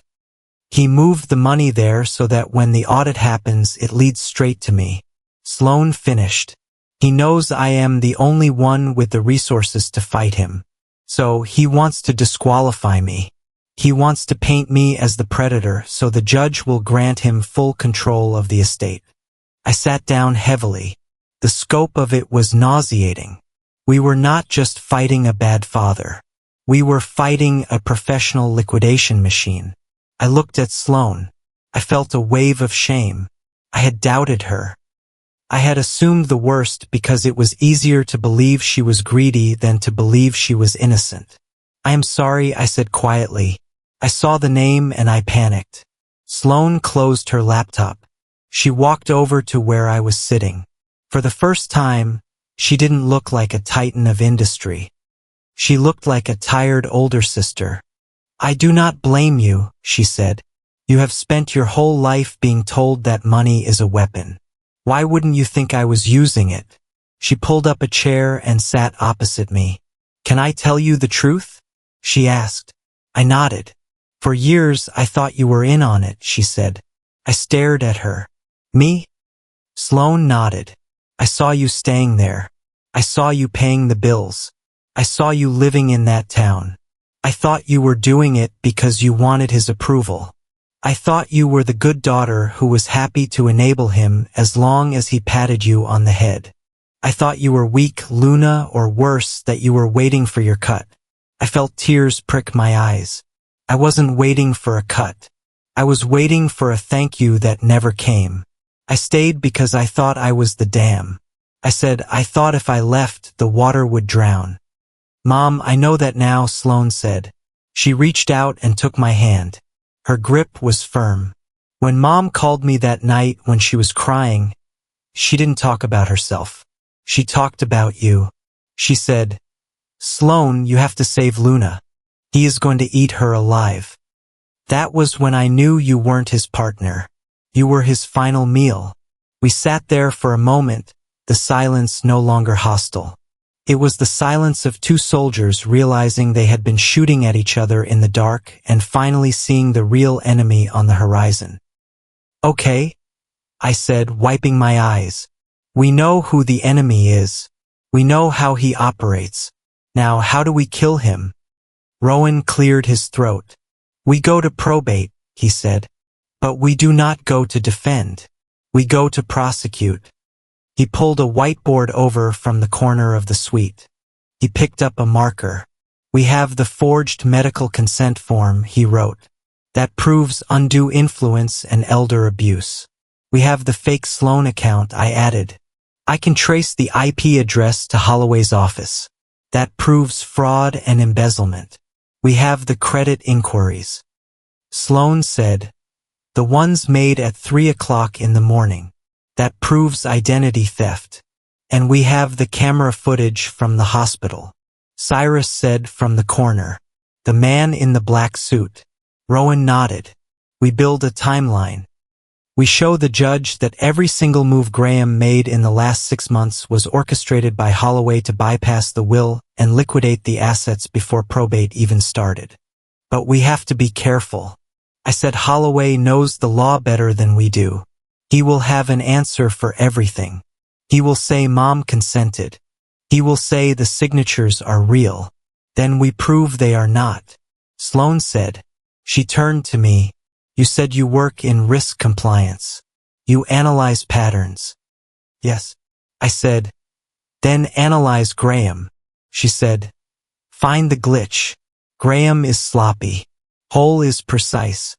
The crack in their armor will be where Graham tried to improvise. I thought about the key I had found in Mom's coat. The one Graham had snatched back with such terror. The key? I said. He is terrified of that key. It doesn't fit the house. It doesn't fit the car. It is a storage unit, Rowan said. Or a lockbox. If Holloway is the architect, I said, thinking aloud, then Graham is just the employee. Employees always keep insurance. They keep something to protect themselves in case the boss decides to cut them loose. Graham kept something. I said, that is what is behind the furnace or in the shed or wherever that key goes. We need to file the petition tomorrow. Sloane said we need to force them into the light. Once we file the fraud allegations, the assets are frozen. Holloway can't move the money out of the Cayman account. But once we file, I said, they will know we are coming. They will attack. Let them attack. Sloane said, I have lawyers who eat men like Holloway for breakfast. But we need you, Luna. You are the witness. You are the one who lived in the house. You are the one who can look the judge in the eye and say, that is not my signature. I looked at the three of them. Sloane, the power, Rowan, the logic, Cyrus, the shield, and me, the evidence. I will do it. I said, I will sign the affidavit. I will accuse him. We spent the next 6 hours building the file. We scanned every document. We organized the emails. We built a visual map of the fraud that was so clear even a child could understand it. By midnight, we were done. The petition was ready to be filed at the courthouse as soon as the doors opened at 8 o'clock. I stood by the window looking out at the sleeping city. I felt exhausted, but for the first time in years, I didn't feel heavy. The weight of the secret was gone. My phone buzzed on the glass desk. I walked over to pick it up. I expected it to be a confirmation from the online filing system. It was a text message from a number I didn't recognize. I opened it. The screen was bright in the dim room. Subject final warning. The body of the text was short. If you file those papers tomorrow, you will destroy more than just Graham. You want the truth. Fine. But are you ready to know who Sloane's father really is? And are you ready to know what your mother traded to get that money? She didn't just sell her silence. Luna, she sold you. I stared at the words. She sold you. My heart hammered against my ribs. I looked at Sloane, who was asleep on the couch, her face soft in the shadows. He was bluffing. He had to be. Mom was a victim. She was weak. Yes, but she wouldn't have sold me. But the doubt was a worm and it was burrowing deep. I looked at the phone again. There was a second message. Check your email. I opened my email app. There was a message from an anonymous sender. Attached was a single image. It was a scan of a document. It looked old, 34 years old. It was an adoption agreement, but it wasn't a standard adoption. It was a private contract. I zoomed in on the terms. Party A. The biological father agrees to pay the sum of $500,000 to Party B, Maria Kelly. In exchange, Party B agrees to assume full legal custody of the infant Luna and permanently waive any right to child support, inheritance, or contact with Party A. And then the kicker. Party B agrees that the infant shall never know the identity of Party A if this clause is breached. Party B agrees to repay the full sum with interest. I looked at the signature Maria Kelly, and below it, the signature of Party A. It was redacted, blacked out with heavy marker, but the date was clear. It was signed 3 days after I was born. I felt like the floor had opened up. Mom hadn't just protected me. She had been paid to keep me. The $500,000 that was the money Graham had lived on for years. That was the family money. I wasn't just a daughter. I was a transaction. I was the golden goose that had laid the first egg. And Graham had been eating off it for 3 decades. I looked at Sloane. Did she know if I filed the papers, this would come out? It would be part of the public record. The world would know that my mother took $500,000 to hide my father. I looked at the sleeping form of my sister. I remembered what she said. He is not our dad. He is just yours. She was wrong. He wasn't mine. And apparently neither was my mother. I gripped the phone. The pain was blinding. But then a cold, hard clarity washed over me. They used this to control Mom. They used this guilt to make her compliant. They think they can use it to control me. I looked at the text message again. I typed a reply. My fingers didn't shake. I typed bring it. I hit send. I wasn't Mom. I wasn't going to be blackmailed into silence. If the truth burned everything down, then I would stand in the ashes and build something new. I turned to the computer. I hit the button to submit the probate filing. Upload complete. The war was on. The probate court of Maple Hollow was not designed for drama. It was a room of beige carpet, fluorescent lighting, and the smell of stale coffee and bureaucracy. It was a place where bored clerks stamped forms and families quietly argued over china sets. But today, the air in courtroom 3 was thick enough to choke on. I sat at the plaintiff's table, flanked by Rowan and Sloane's lead counsel, a woman named Ella Vance, who wore a suit sharp enough to cut glass. Sloane sat behind me, a silent, imposing force, across the aisle. Graham sat with Arthur Holloway. Graham had chosen his costume carefully. He was not wearing the sharp suit from the funeral. Instead, he wore a soft oatmeal-colored cardigan and corduroy pants. He held a handkerchief in his hand, which he dabbed at his dry eyes every time the judge looked in his direction. He was playing the role of the bewildered, grieving widower to perfection. He looked like a man who just wanted to mourn, but was being bullied by his greedy, estranged daughters. Judge Reynolds, a man with a face like a crumpled paper bag and zero patience for theatrics, tapped his gavel. We are here regarding the estate of Maria Kelly. Judge Reynolds said, we have a petition to freeze assets based on allegations of fraud and a countermotion to validate outstanding debts against the estate. Mr. Holloway, you may proceed. Holloway stood up. He smoothed his tie. He had the slick, practiced confidence of a man who knew exactly where the bodies were buried because he had dug the holes himself. Your Honor, Holloway began, his voice dripping with faux sincerity. This is a tragedy, a simple tragedy. Mr. Kelly has lost his wife of 30 years. And now, while the dirt is still fresh, his stepdaughter, who has been absent for years, has swept in with her high-priced legal team to terrorize him. He gestured to Sloane, then to me. Ms. Luna Kelly has been the co-signer on the family's financial instruments for years. Holloway continued. She was a willing participant. She stepped up to help her mother, now influenced by the sudden appearance of her billionaire sister. She is trying to renege on those obligations. She is trying to leave her grieving father with debts they took on together as a family unit. He picked up a piece of paper. We have a home equity line of credit for $150,000. He said, signed by Luna Kelly. We have personal loans signed by Luna Kelly.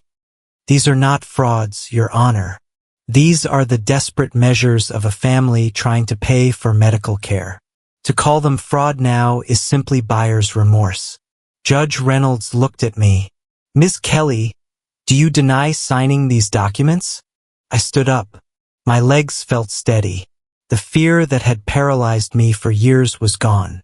Replaced by the cold clarity of the evidence in front of me, I did not sign them. Your Honor, I said clearly, and neither did my mother. Holloway scoffed. We have notarized acknowledgments. Rowan stood up. He didn't use flowery language. He placed a thick binder on the judge's bench. Your Honor, Rowan said, if you look at tab A, you will see a forensic analysis of the digital applications for these loans. The judge opened the binder. Every single application was submitted between 2 and 4 in the morning. Rowan said from an IP address registered to the residence of Graham Kelly.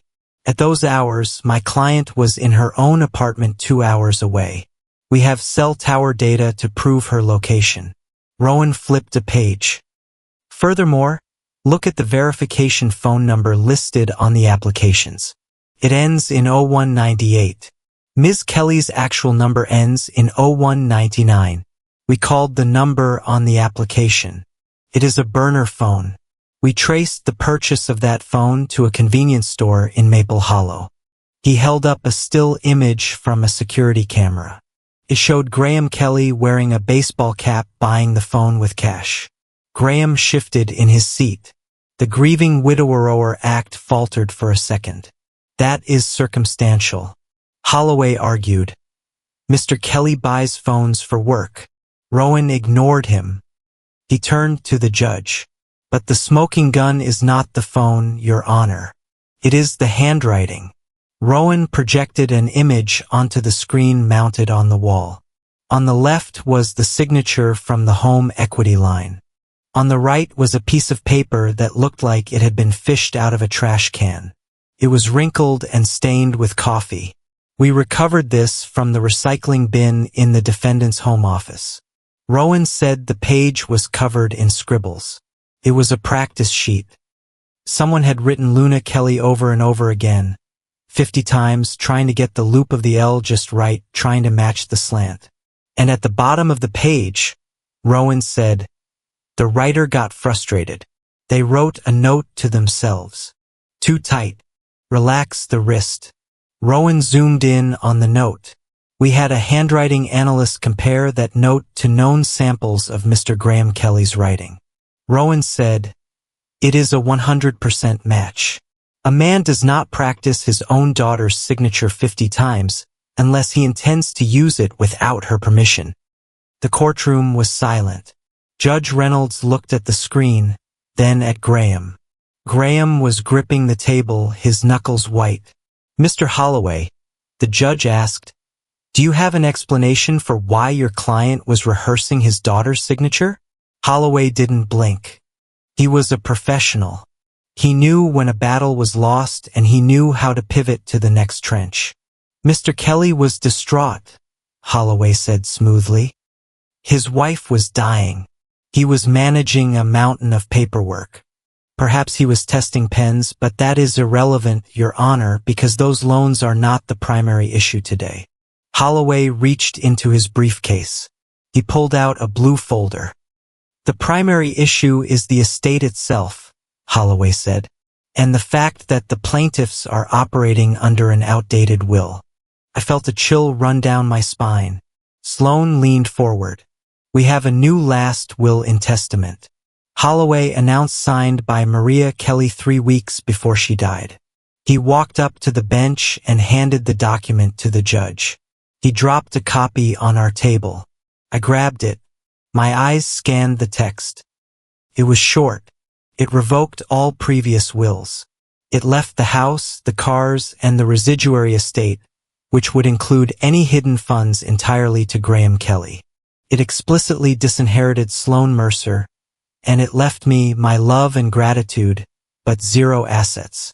The signature at the bottom was shaky.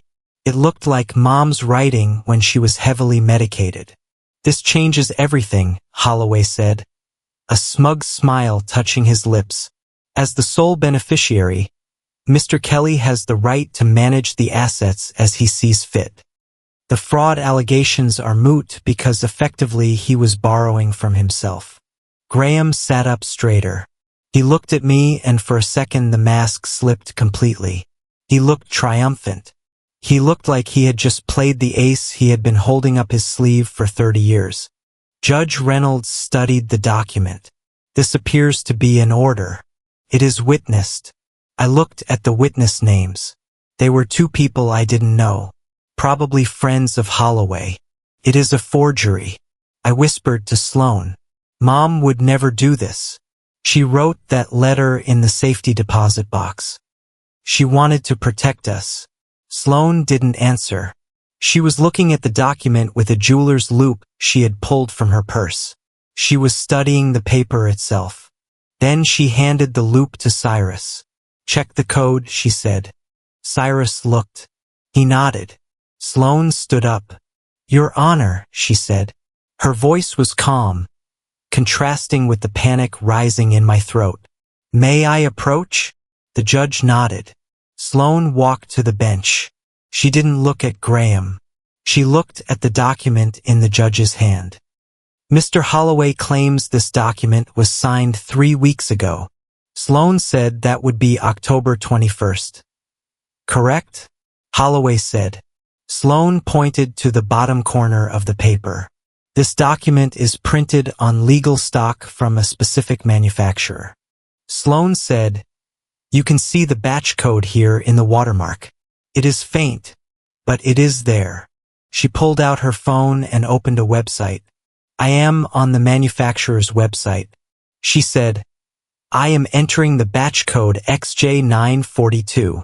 She held the phone up for the judge to see. This batch of paper was manufactured on November 1st. Sloane said 10 days after my mother supposedly signed this will the silence in the room was absolute. It was the kind of silence that happens when a bomb stops ticking and simply sits there waiting. Unless my mother was a time traveler, Sloane said, her voice turning into a blade. She could not have signed a document on paper that did not exist yet. I looked at Graham, his face had gone gray. He looked at Holloway, panic flaring in his eyes. Holloway froze for the first time. The smooth lawyer looked rattled. He grabbed the copy from our table and held it up to the light, checking the watermark. Seems, Sloane said, turning to face them, that in your rush to steal everything, you forgot to check the supply closet inventory. Judge Reynolds slammed the document down on his desk. His face was red. Mr. Holloway, he boomed. You had better have a spectacular explanation for this. My client Holloway stammered. My client provided the document. I assumed. You assumed you could play this court for a fool. The judge snapped. He looked at Graham. Mr. Kelly, I am placing an immediate injunction on every asset in your name. I am ordering a full forensic audit of this new will, and if I find one more discrepancy, I am referring this matter to the district attorney for criminal prosecution. Graham shrank into his cardigan. He looked small. He looked defeated, but he didn't look stopped. He looked at me, and his eyes were full of a dark, festering hate. He mouthed something. Couldn't hear it, but I read his lips. You will pay. Judge Reynolds banged his gavel. We will reconvene in 48 hours for a final evidentiary hearing. The judge ordered, I want every bank record, every medical log, and every witness ready, and Mr. Kelly, do not leave the state. The bailiff moved to stand near Graham, not arresting him yet, but marking him. We walked out of the courtroom. The adrenaline was crashing, leaving me shaking. We had won the skirmish, but the war wasn't over. Graham was cornered, and cornered animals were the most dangerous kind. Sloane put her arm around my shoulders. You did good, she said. We caught them. I said, the paper batch. That was brilliant. Cyrus keeps track of everything. Sloane said, even paper supply chains. We walked through the heavy double doors into the hallway. The air was cooler out here. Ms. Kelly. A voice called out from a bench near the exit. I turned. A woman was standing there. She was older, wearing a raincoat and holding a large handbag. She looked nervous. I recognized her instantly. It was Mrs. Gable. She had been Mom's best friend for 20 years. They used to play bridge together on Tuesdays. Mrs. Gable? I asked. "What are you doing here?" She walked over, clutching her bag tight. She looked around to make sure Graham wasn't behind us. "I was in the back," she whispered. "I saw what happened. I saw him lie about the will." She reached into her bag. Her hands were trembling. "Your mother gave me this. She said about a month ago, she came to my house. She was scared. Luna," she said. Graham was listening to her calls. "She said she couldn't keep it in the house anymore." She pulled out a small black object. It was an old-fashioned dictaphone, the kind doctors used to use. She told me, "If Graham looks like he's winning, you give this to Luna." Mrs. Gable said she made me swear. I took the recorder. Felt heavy. "Thank you, Mrs. G. Gable." I said. She touched my cheek. "She loved you girls. She said she made mistakes, big ones, but she loved you." She turned and hurried away as if afraid Graham would appear in a puff of smoke. I looked at the recorder. There was a small cassette inside. "Play it," Sloane said. We stepped into a quiet alcove. Cyrus stood guard, blocking the view from the courtroom doors. I pressed the play button. The tape hissed. Then Mom's voice cut through the static. It was weak, breathless, but clear. "Luna," she said, "if you are listening to this, I failed. I couldn't stop him."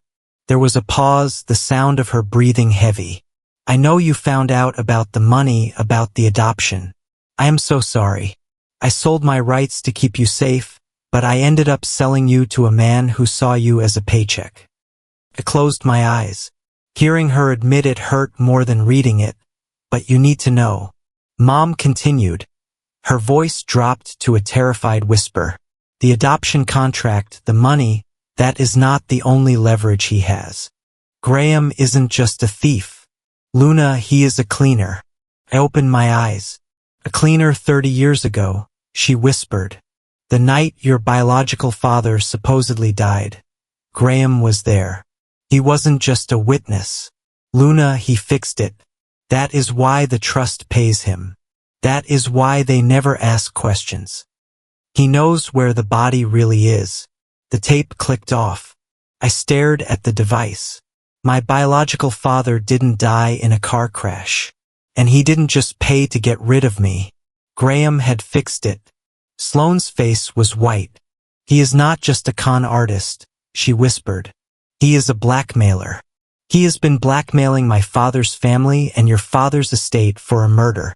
The text message from the night before flashed in my mind. "He is not the only thing you need to fear." I looked back at the courtroom doors. Graham was still in there. He wasn't fighting for the house. He wasn't fighting for the money. He was fighting to keep the basement closed.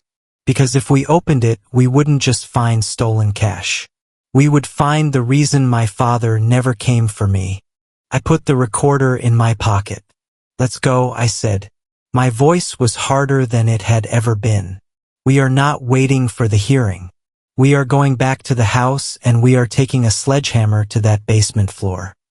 The 48 hours leading up to the final hearing were a blur of caffeine, toner cartridges, and the cold hard realization that my entire life had been a fabrication. We did not go back to the house to smash the basement floor. Rowan advised against it. He said that if we destroyed the physical structure, Graham could claim we tampered with evidence. Instead, we handed the recording from Mrs. Gable to the district attorney and let the wheels of criminal justice begin to turn in the background. But the probate hearing, the battle for my name, my debt, and my freedom, that was the main event, and I was ready to end it. We returned to courtroom 3 at 9 o'clock on Friday morning. The atmosphere had shifted. Graham was no longer wearing his cozy cardigan. He was back in a suit, but it looked too big for him, as if he had shrunk under the weight of the looming exposure. Arthur Holloway sat beside him, drumming his fingers on the table, his confident veneer showing hairline fractures. Judge Reynolds entered the room. He did not look at the gallery. He looked straight at the defense table. "Mr. Holloway," the judge said, his voice flat, I trust you have an explanation for the paper batch discrepancy we discovered in the last session. Holloway stood up. We are withdrawing the document titled Last Will and Testament. Your Honor, my client misremembered the date of signing. We are reverting to the original will. The judge narrowed his eyes. Misremembered? I will note that for the record. Now the plaintiffs have submitted new evidence. A substantial amount of it. Rowan stood up. He walked to the center of the room. He held the small black dictaphone in his hand as if it were a grenade. Your Honor, Rowan said, we would like to enter Exhibit C into the record. This is a recording made by the deceased, Maria Kelly, 4 weeks prior to her death. It was entrusted to a third party who has sworn an affidavit regarding its chain of custody. Objection, Holloway said, though his voice lacked heat. Hearsay. The deceased cannot be cross-examined. This falls under the exception of a dying declaration, Rowan countered. And more importantly, it speaks directly to the state of mind of the testator regarding the financial instruments in question. Judge Reynolds nodded. Play it. Rowan pressed the button. The hiss of the tape filled the silent courtroom. Then Mom's voice, weak, terrified, and heartbreakingly familiar, echoed off the walls. It is a trap, Luna. It was always a trap. Graham flinched. He stared at the table, refusing to look at the recorder. The recording continued. Graham and Arthur, they sat me down last night. They told me the money from the trust was gone. They said if I didn't sign the power of attorney, they would release the adoption papers. They would tell the world who Sloane's father is. But that is not all. There was a pause on the tape. A ragged intake of breath. They need you, Luna. They need your credit score. Graham cannot borrow money anymore. His name is blacklisted in 3 states. They need a clean name to wash the debt through. You are not just my daughter to them. You are the shield. They are going to pile the debt on you so that when the house of cards falls, you are the one buried under the rubble. Arthur called it insulating the liability. The tape clicked off. The silence that followed was heavier than lead. I looked at Graham. He wasn't looking at me. He was looking at Holloway. And Holloway was looking at the exit sign. Insulating the liability.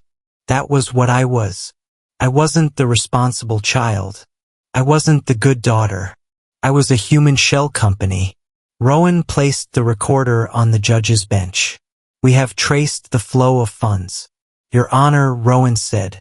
He projected a new chart onto the screen. The $150,000 from the home equity line, the $25,000 from the funeral loan, the credit card cash advances, none of it went to medical bills. He pointed to a large red block on the chart. 80% of the funds were transferred to a firm called AC Consulting. Rowan said, we subpoenaed the bank records of AC Consulting. The signatory is Arthur Holloway. The judge turned his gaze on the lawyer. Rowan continued, these were not legal fees. These were payments for silence, payments to maintain the network of shell companies that Mr. Kelly used to hide his past, and payments to the cleaner services that Mr. Kelly has been utilizing since 1990. Graham slammed his hand on the table. That is a lie, he shouted. He stood up, his face red. I was protecting this family. I did what I had to do. Sit down, Mr. Kelly, the judge barked. But Graham was unraveling the narrative he had built for 30 years. The story of the sacrificing father. The martyr was dissolving. She was expensive. Graham yelled, pointing at the empty space where Mom used to be. Her silence cost money. The blackmails cost money. I had to pay them off. And Luna, she had a job. She had good credit. Why shouldn't she contribute? I raised her. I bought her clothes. I gave her a name. She owed me. There it was, the transactional truth. He believed he had purchased the right to destroy me. Sloane stood up next. She didn't shout. She didn't yell. She walked to the witness stand with the grace of a predator. Ms. Mercer, the judge said. Sloan placed a file on the ledge. Mr. Kelly claims he was protecting the family. Sloan said, but here is the correspondence between Graham Kelly and the trustees of my biological father's estate. She opened the file. He attempted to petition for guardianship of my trust fund 6 times after I turned 18. Sloan said he forged letters from my mother claiming I was mentally unstable. He tried to have me committed to a facility in Nevada so he could assume power of attorney over my assets. She looked directly at Graham. He didn't want to protect us. She said he wanted to consume us. And when I escaped, he turned his appetite toward the only thing left, my sister. Graham was shaking his head, muttering to himself. And finally, Cyrus stepped forward. He placed a laptop on the clerk's desk regarding the allegation that Ms.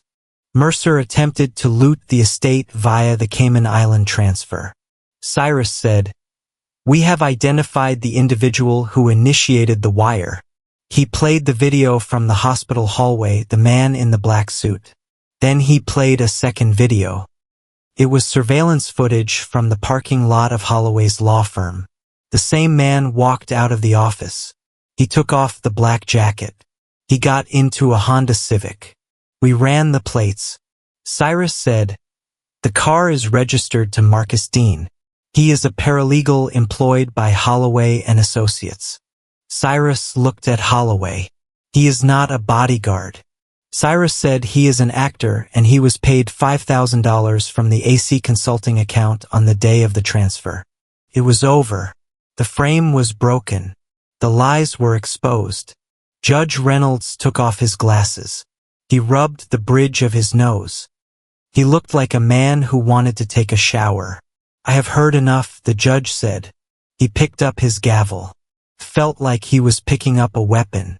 Mr. Holloway, the judge said, his voice deadly quiet. I am referring you to the State Bar Association for immediate disbarment.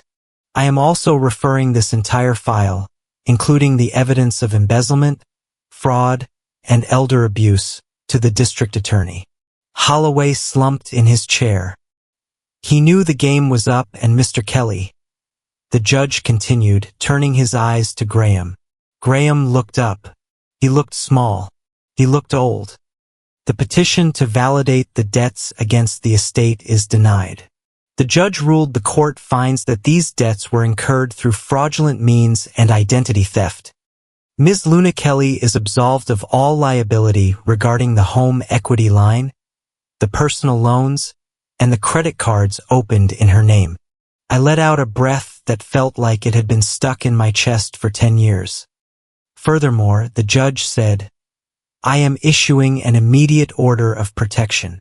Mr. Kelly, you are to vacate the property at 402 Maple Avenue immediately. The house is remanded to the original trust with Ms. Luna Kelly as the sole trustee until probate is finalized. Graham stood up. But where will I go? He stammered. That is my house. It never was. The judge said, you were just a squatter with a marriage license. The gavel banged. Case closed. 2 bailiffs moved toward the defense table. They weren't there to escort them out.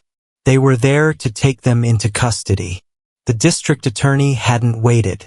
The recording about the cleaner and the body had triggered an immediate arrest warrant. Graham looked at me as the bailiff took his arm. He didn't look angry anymore. He looked confused. He looked like a man who couldn't understand why his calculator had stopped working. I did it for you, Luna, he whispered. I made you tough. I looked him in the eye. You didn't make me tough, Graham. I said, you just made me tired. And now I am going to rest. He was led away. I watched him go. I didn't feel sad. I didn't feel happy. I felt light. We walked out of the courthouse into the bright afternoon sun. The air smelled of autumn leaves and freedom. Rowan was on his phone already coordinating with the credit bureaus to wipe the inquiries from my report. Cyrus was scanning the perimeter. Ever the protector. Sloan stopped on the steps. She put on her sunglasses. It is done, she said. I looked at the documents in my hand, the court order, the freedom papers. I turned to her. You were right. I said about what she asked. About what you whispered at the funeral. I said he is not our dad. He is just yours. I shook my head. I misunderstood you. I said I thought you were telling me that I was alone, that I was stuck with him. Sloane lowered her sunglasses. No, she said softly.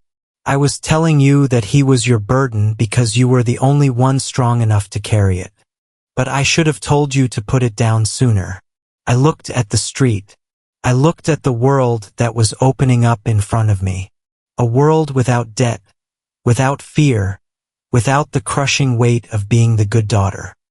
I thought about the adoption papers, the money Mom took, the secrets in the basement that the police were uncovering right now. It was a tragedy. It was a horror story, but it wasn't my story anymore. So Sloane asked, now that you know everything, now that the slate is clean, what do you choose? She gestured to the waiting car. You can go back to your job, she said. You can pretend this never happened, or you can come with me. Mercer Global needs a director of risk compliance, someone who can spot a lie in a spreadsheet from a mile away. I looked at Rowan. He gave me a small nod. I looked at the courthouse behind me. I smiled. It was the first real smile I had felt in months. You were right, Sloane. I said he is not our dad.